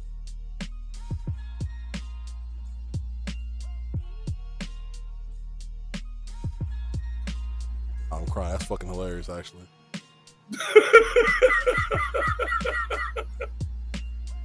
Hilarious.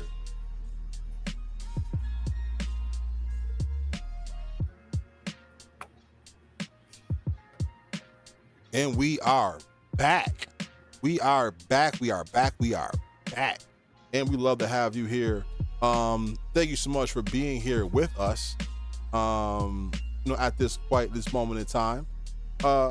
We want to talk about, what we should talk about. What we should talk about is the NBA. And real quick from the NBA, man, hard to see, but not unexpected. Well, I'm calling off again. Joel Embiid is down again. He took a pretty bad injury, a shot to the face, knocking him clean the fuck out. If you did not see it, play it for you right now. I'm a good person. And I'm gonna let you go ahead and watch that.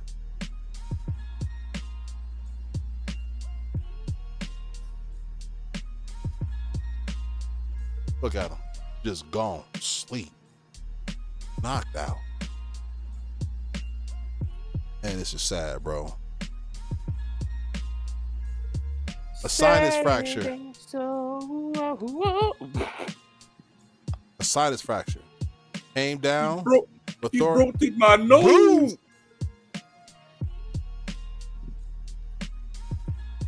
You look good. Like a young Michael Jackson. Yo, you know what? Obviously, I'm not here to make fun of him for being hurt. You know what I'm saying? That sucks. But man, bro, at this point, you've played 6 games in this season. Mm-hmm. They should just go on without him. What do you have to say about, Joel Embiid again being injured again? All right, I'll tell you what. After seeing that, because I didn't see that, so I'm glad you showed it. I think that new kid, Jared McKinney, has enough bitch on this team that he doesn't need to play anymore. He can. He has enough zestiness for the whole Philadelphia 76ers that Joel Embiid can now retire. He ain't gotta be that role no more. Wow. He ain't gotta be that role no more. All right, he can go be soft as Charmin somewhere else. And best wishes to you, but he got hit in the face. Get up. Get up. You 7 foot and you act like you tough, but every time I see you on the court and you lose, you leave a loser, you're hurt, or you're crying in the back. I'm tired of seeing you soft ass bitch. You done. Thank you. Go ahead, Pharaoh. This right here, that's not his fault. I'm sorry.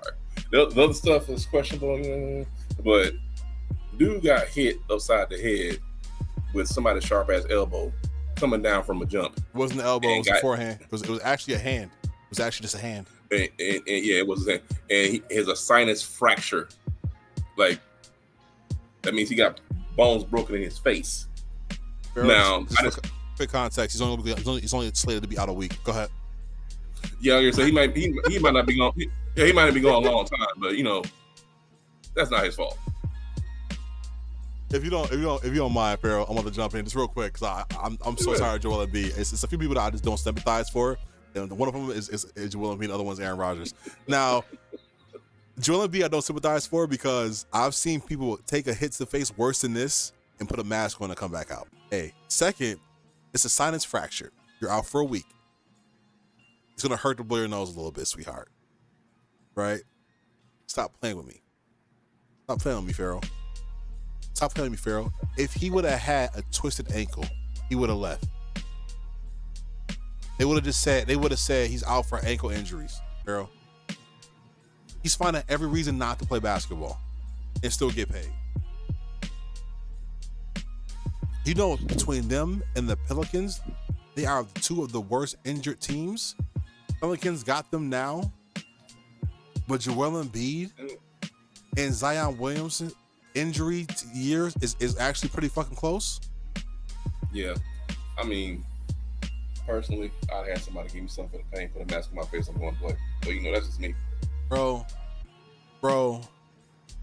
he's tired of people talking about him, but we're not gonna stop. Just so you know, Joel Embiid, we're not gonna stop.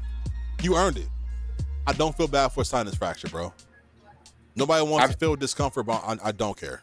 We've seen people actually get that shit happen. They get up and they're actually mad. Not that they're mad. They go looking for people. They get frustrated. Where's the want to continue to play? I remember me and Tones were playing basketball. I got him in the air and he got angry. Yeah, where's the anger, Joel? Yeah, I was angry. I still balled though, but I was pissed. You know who keeps balling? James fucking Harden. Yep. James Harden went out there and had himself a game. Had himself a real fucking game. If you did not see what James Harden did, James dropped himself a smooth 41 piece. 41 piece against the Jazz. They was whooping their ass so bad they had to call them home. Come back and get something to eat, James Harden. He was beating ass. James Harden not only was cooking like this, he only had six assists, but the boy went crazy. Got 10 threes. Had an amazing game. 5 was in the first quarter. Felt like old James Harden for a little bit. He was out there cooking. And he dropped 39 a few weeks ago as well. So 2 games over 30 points back, in the same month. He dropped on the first, 39 on the first. Can you see James Harden continuing this level of production? And if that is the case and he can do that, what does this mean for the Kawhi Leonard dynamic as well? Because just like Joel Embiid, Kawhi don't like basketball.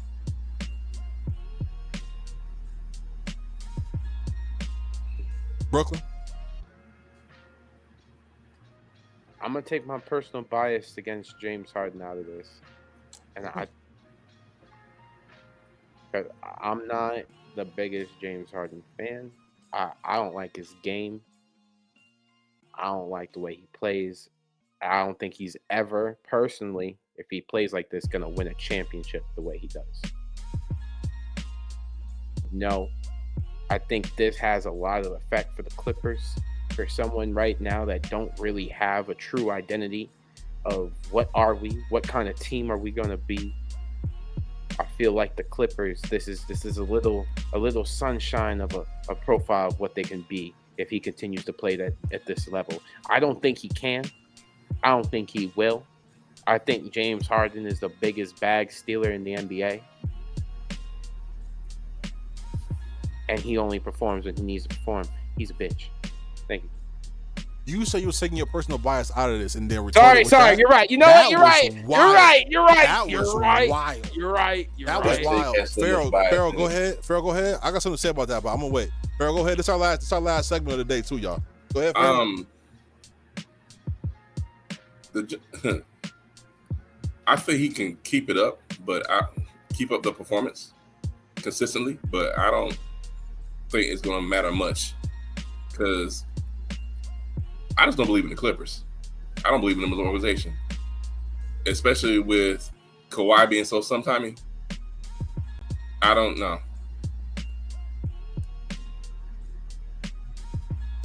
There's nothing in their history. There's nothing in James Harden's history in the playoffs or anything else that will make me think that they are going to make the playoffs and make some noise or be a contender or nothing like that. I just don't see it. Let me show y'all what he did. James Harden dropped a smooth 41 points, 7 out of 11 threes, 6 assists with a plus 27 plus minus rating. I mean, by all meanings, he was really fucking cooking. He was cooking. Really putting in that tour working. Wasn't surprised. I think what they're trying to do, man, if you pay attention, I think they're trying to turn this into the LA Rockets. Yeah. The LA Rockets. And you know what? That Rockets team had a lot of success. They went to the Western Conference Finals, and if they didn't go on that cold streak of not hitting like 20 fucking threes, they would have got past the Warriors and would have lost to the Cavaliers in the finals. So I mean, it wasn't nobody beating LeBron at. But you know, beat LeBron 2016, 2015. Come on.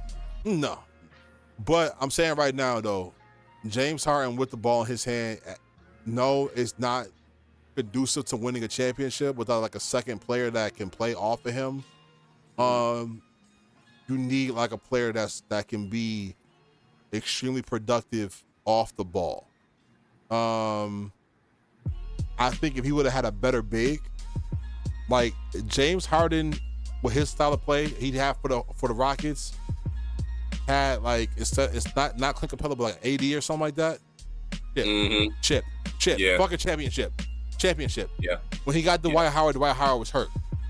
That ain't count. True. You know what I'm saying? Very true. So he get like a person like that. Man, that's why him and Joel Embiid was supposed to work, but Joel Embiid, you know.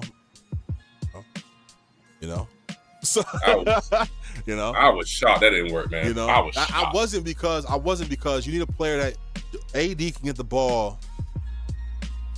AD can get the ball under the 3-point line. Joel Embiid needs the ball above the 3-point line. He likes to initiate past half court, and that's the problem. You know what I'm saying? But if you build a team around him, if he had like that, if you gave him the Clippers team, the Showtime Clippers team, and just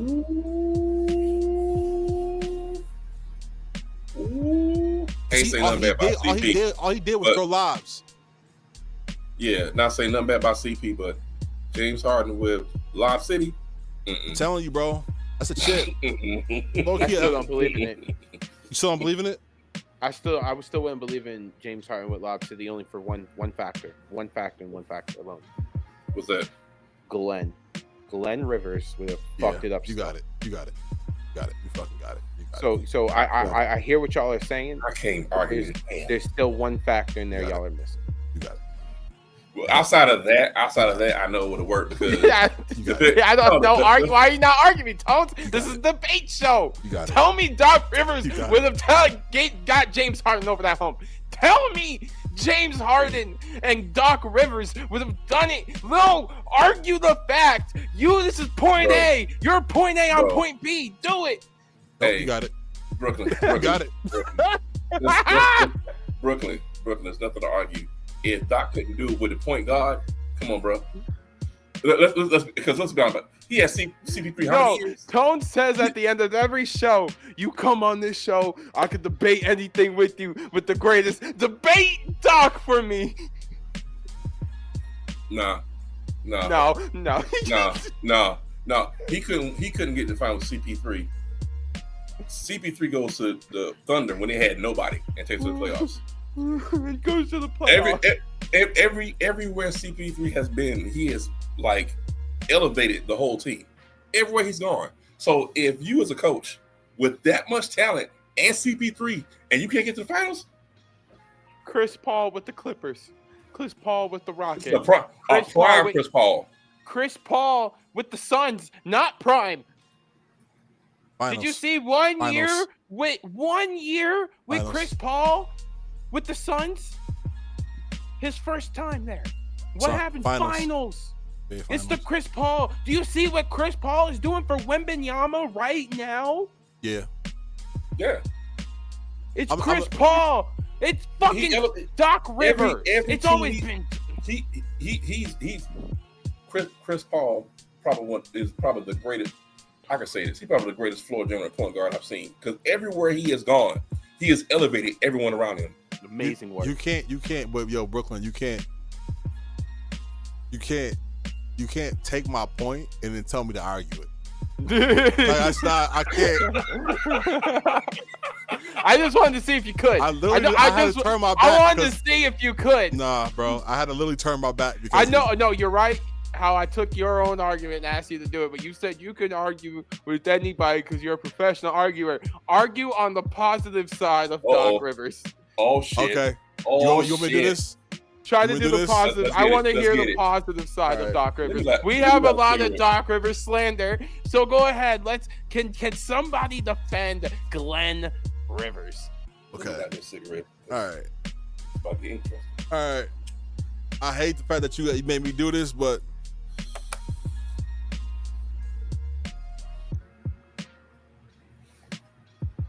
What the fuck? I have to be a different nigga today. It's not gonna be me. That's the way the cookie crumbles. That's the way I like it. You gonna put on a mask. Well, my name is Let's see what you got here. Is Antonio. my name is King Jones. King Jones. King Jones. Let's start with the obvious. Okay. Doc Rivers got him a championship with a team that was aging. He beat the Lakers when nobody else could. He kept that same team in the Eastern Conference Finals for multiple years. How they do in those Eastern Conference The Finals? Clippers teams. Hold on, buddy. You asked for this one. The Clippers teams were injured. Yeah. Were injured. You can't help that. Chris Paul got injured. That's true. That is true. Chris Paul got injured versus the Suns versus the Spurs. When he beat the Spurs, he beat Tim Duncan. He beat them. He coached them back. He coached them past probably one of the best teams of all time. He beat the Spurs, and then he got injured again the next year. Okay, in the playoffs, because they always went to the playoffs. Okay, they got injured again. Blake Griffin went down. Huh? Is that the doc's fault? No, that's the wrong doctor. You need a different doctor for that. You can't help himself. And then, okay, well, fuck me, huh? They were the best team in the Western Conference Finals. Then the Warriors came over and took over. And you know what? Nobody could beat the fucking Warriors. Nobody. Okay? Yeah, he made a couple mistakes. Of course he does. Everybody does. Not his fault. But Ben Simmons didn't take that layup. No, King Jones, I'm not gonna let you do this. King Jones, I'm not gonna let you do this. That's preposterous. That's preposterous, and you know it, King Jones. Ladies and gentlemen, this is called talking out both sides of your face. Hey, let me tell you something, buddy. First of all, Farrell, you're old enough to know it, okay? No, King Hold on, King Jones. hold on. That's preposterous. Hold on, Fair. You old enough to know it. You old enough because you were there. Third You seen court. it. You Oh. telling me with that much time left, that's on Ben? I'm not going to give you that one. Hey. I'll give you over Kobe. Hey, that let was me- about it. Hey. I was letting you cook, but I'll give you over Hey, Kobe, hey, you and can't- that's it. Hold on, buddy. You can't teach heart. And as we seen, Joel Embiid ain't got none. So it ain't my fault.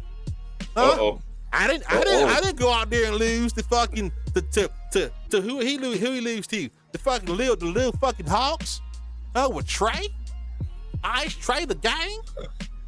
Fuck out of here. Let me tell you something. Hey, Farrell, you're old enough to know it, huh? He could have got Tim Duncan, but what happened? Tim Duncan was fucking selfish. Huh? He wanted to bring his little family on the fucking plane. It's not your job. Go out there and play football, basketball, buddy. So yeah. And, You talking about when he's with the Magic? yeah, and then because he Oh, lost yeah. three. He lost 3-1 with Tracy McGrady and but you know what? About to have, Grant Hill was injured. T-Man, Grant Hill Grant Hill was also injured. Yeah, how about that, buddy? That's true. How about that? So what? You want to argue about that one? Now King Jones don't like to die, but King Jones love him. King Jones love to die.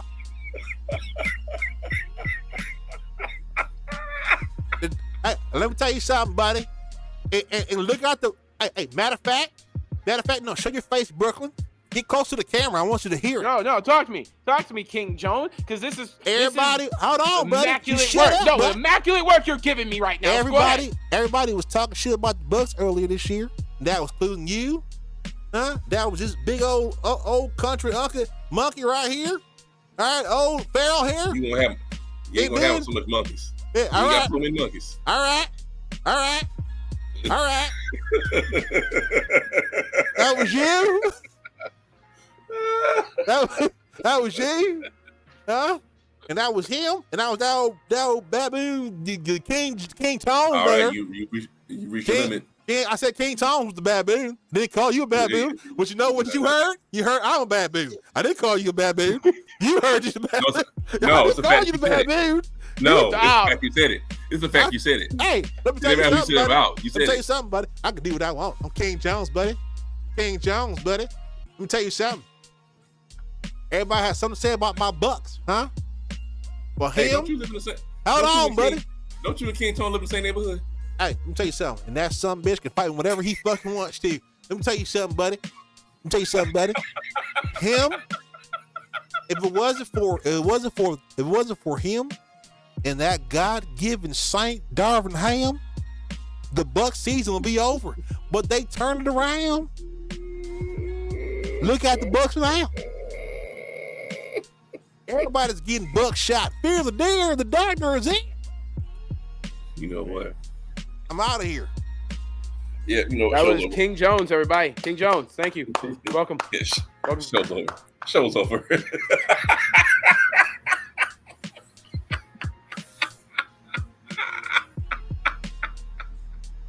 Fuck y'all for making me do that. Fuck y'all for making me do that. That was the worst Hey. moment of my fucking life, was letting that man talk. King Jones is a piece of shit. Fuck King Yeah, I heard- Jones. Man, I'm I sorry heard- for him calling you a monkey, bro. That's I heard he's a monkey. piece I of was about shit. to say I heard monkey. He's a dickhead, bro. I would never have called you that. I'll go and Nigga. shit, whoop his ass right now, Pharaoh. Now we would have fought. I heard Ginger Hard R. That would have been dangerous. No, hey, calm down, Jones. He want me to get back on the. he put you call. No, it's cool. It's cool. Hey, It's cool. hey, Cool. tell him I know what neighborhood he in. Oh man, wild Hey. work. He can hear y'all. Wild Hey, work. this has been an amazing show, man. This has been an amazing show. A little bit longer than we most. Actually, I think we hit the 2-hour mark. We hit the 2-hour mark, which is a safe zone. Then we hit the 2-hour mark, so we started a little bit late. Yeah. Hour 45ish. Yeah. Hour 45. Not that bad. Something like that. So- Not that Yeah. bad. Not that bad. Let's talk about the matchups that's happening. It's going on real soon. These matchups, baby. We got the Browns versus the Bengals, the Bees versus the Bees. This is going to be Ohio's best versus Ohio's worst. Let's talk about it right now. Jameson Winston, Joe Burrow. Two people who throw for a lot of yards, but it don't fucking matter. We are going to watch these two teams step up against each other and say, I'm not ass, you ass, and see who tells the tale. Next after that, a rematch from Thanksgiving, Lions, Bears. This time, we in Chicago, baby. The Bears have something to prove, especially after all the words that were said by their rookie. He's tired of being frustrated. He wants to be encouraged. Let him get himself a good win.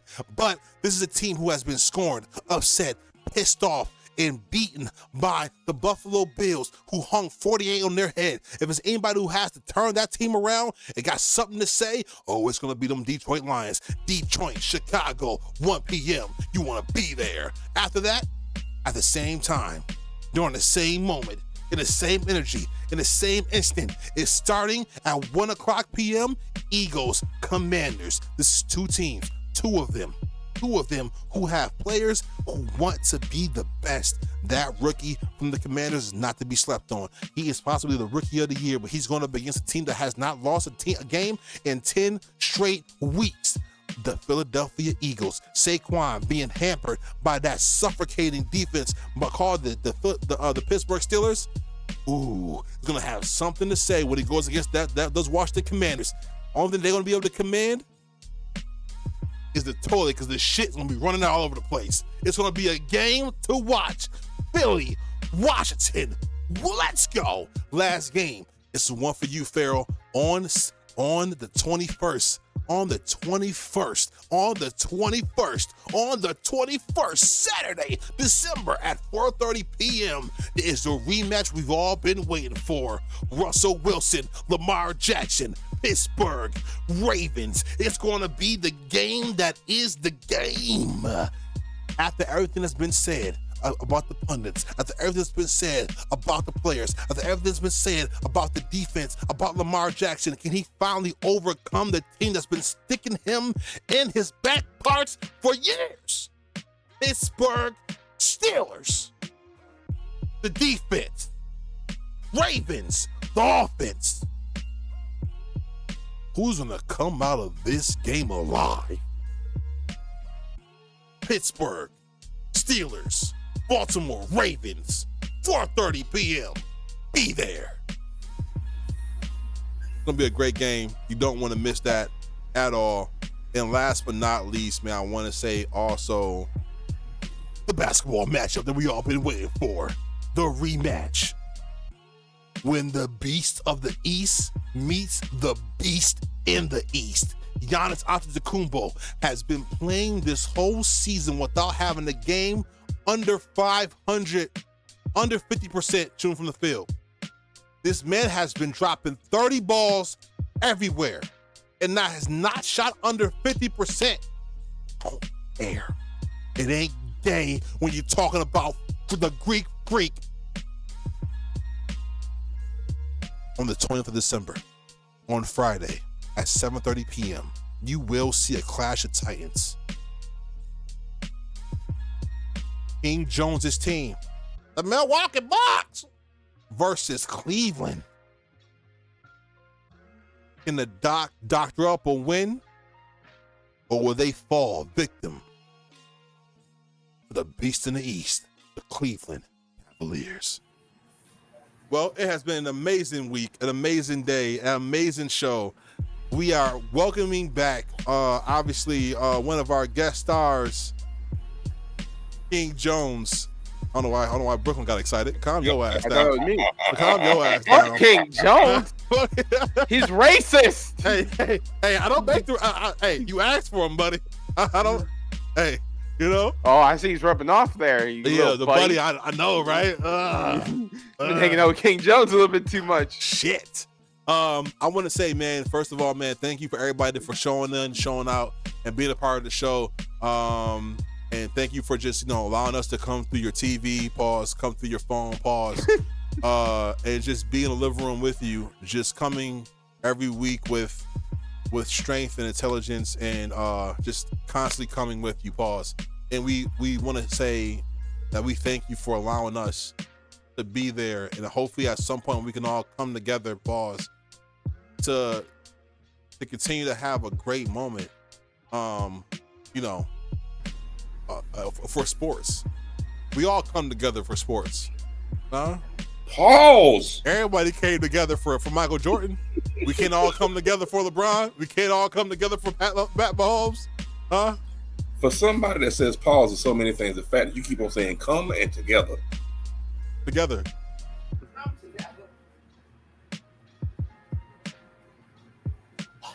Man, as you can see, the food hit to the chat. You know. Oh shit! What you got there? You know, got some soup, got some vegan grilled cheese, got some happiness, got some laughs. I want to say first of all, you should see the seasoning in this motherfucker. It's some seasoning in that bitch. Hey, I want to say thank you to my immediate right, to the man who just had himself a baby. Man, it is amazing news. Thank you for showing up and showing out here, even though you did just go through that and having a baby. His wife is still in the hospital with the child. So with all the stress that comes with that and being a brand new father, Brooklyn, all jokes aside, thank you so much for being here. You know, Yes, sir. Thank you so much for being here. I just really wish you didn't look so fucking bad. You look like an IT worker for an upstart app company. I hate your face right now. You look like somebody that gets the highlights for Kenny and Shaq.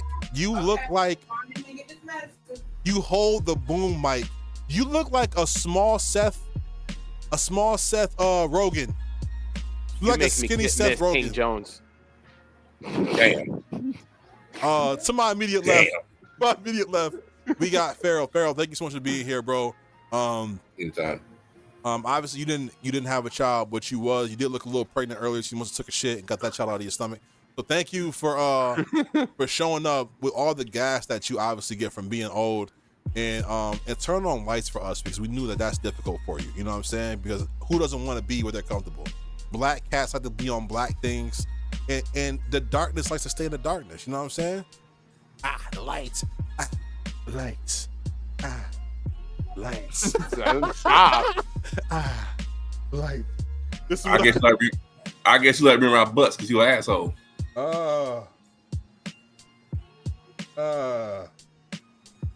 Yeah, that's great.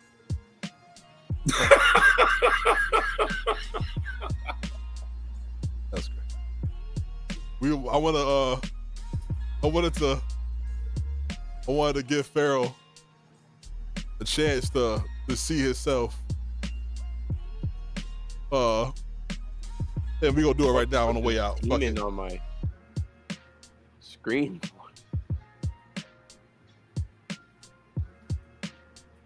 No.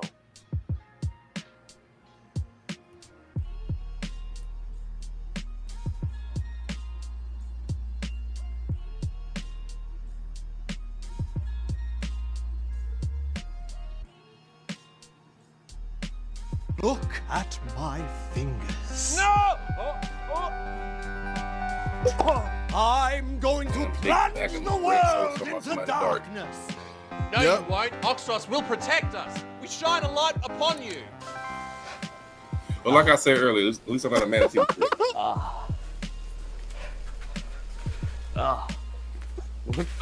fuck? The light.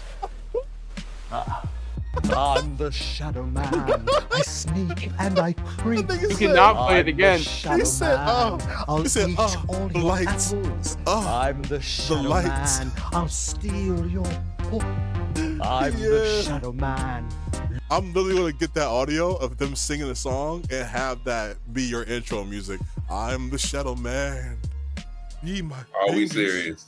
I'm the Shadow Man. That's funny. That's as funny as eating vegan shit and not losing any weight. Farrell, I lost more weight than you put on this year. I can't tell. Oh. You big Bacchus Rex. I can't tell. Well, you know what, Farrell? See it for yourself, because you can't see yourself. Thank you so much for being with us.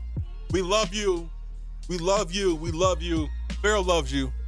And since he knows, he knows Jesus, he was in the same school, and obviously Brooklyn that's a direct line. They both know that Jesus loves you too, I guess. And Jesus on the mainland. It has been an amazing show. As always, God bless the Broncos. Doc Rivers, you are ass. I don't give a fuck what King Jones says. And thank you for being with us at episode 20. And look at Brooklyn's baby. Look at Brooklyn's baby. Yes. Look at Brooklyn's baby. Beautiful. Thank you for being with us at episode 20, the episode we are calling Brooklyn's Baby. This has been amazing. Brooklyn, what is his name? Is it Castiel Michael LaMonica. You had to really Spanish that shit up, didn't you? Yeah. Yeah, you did.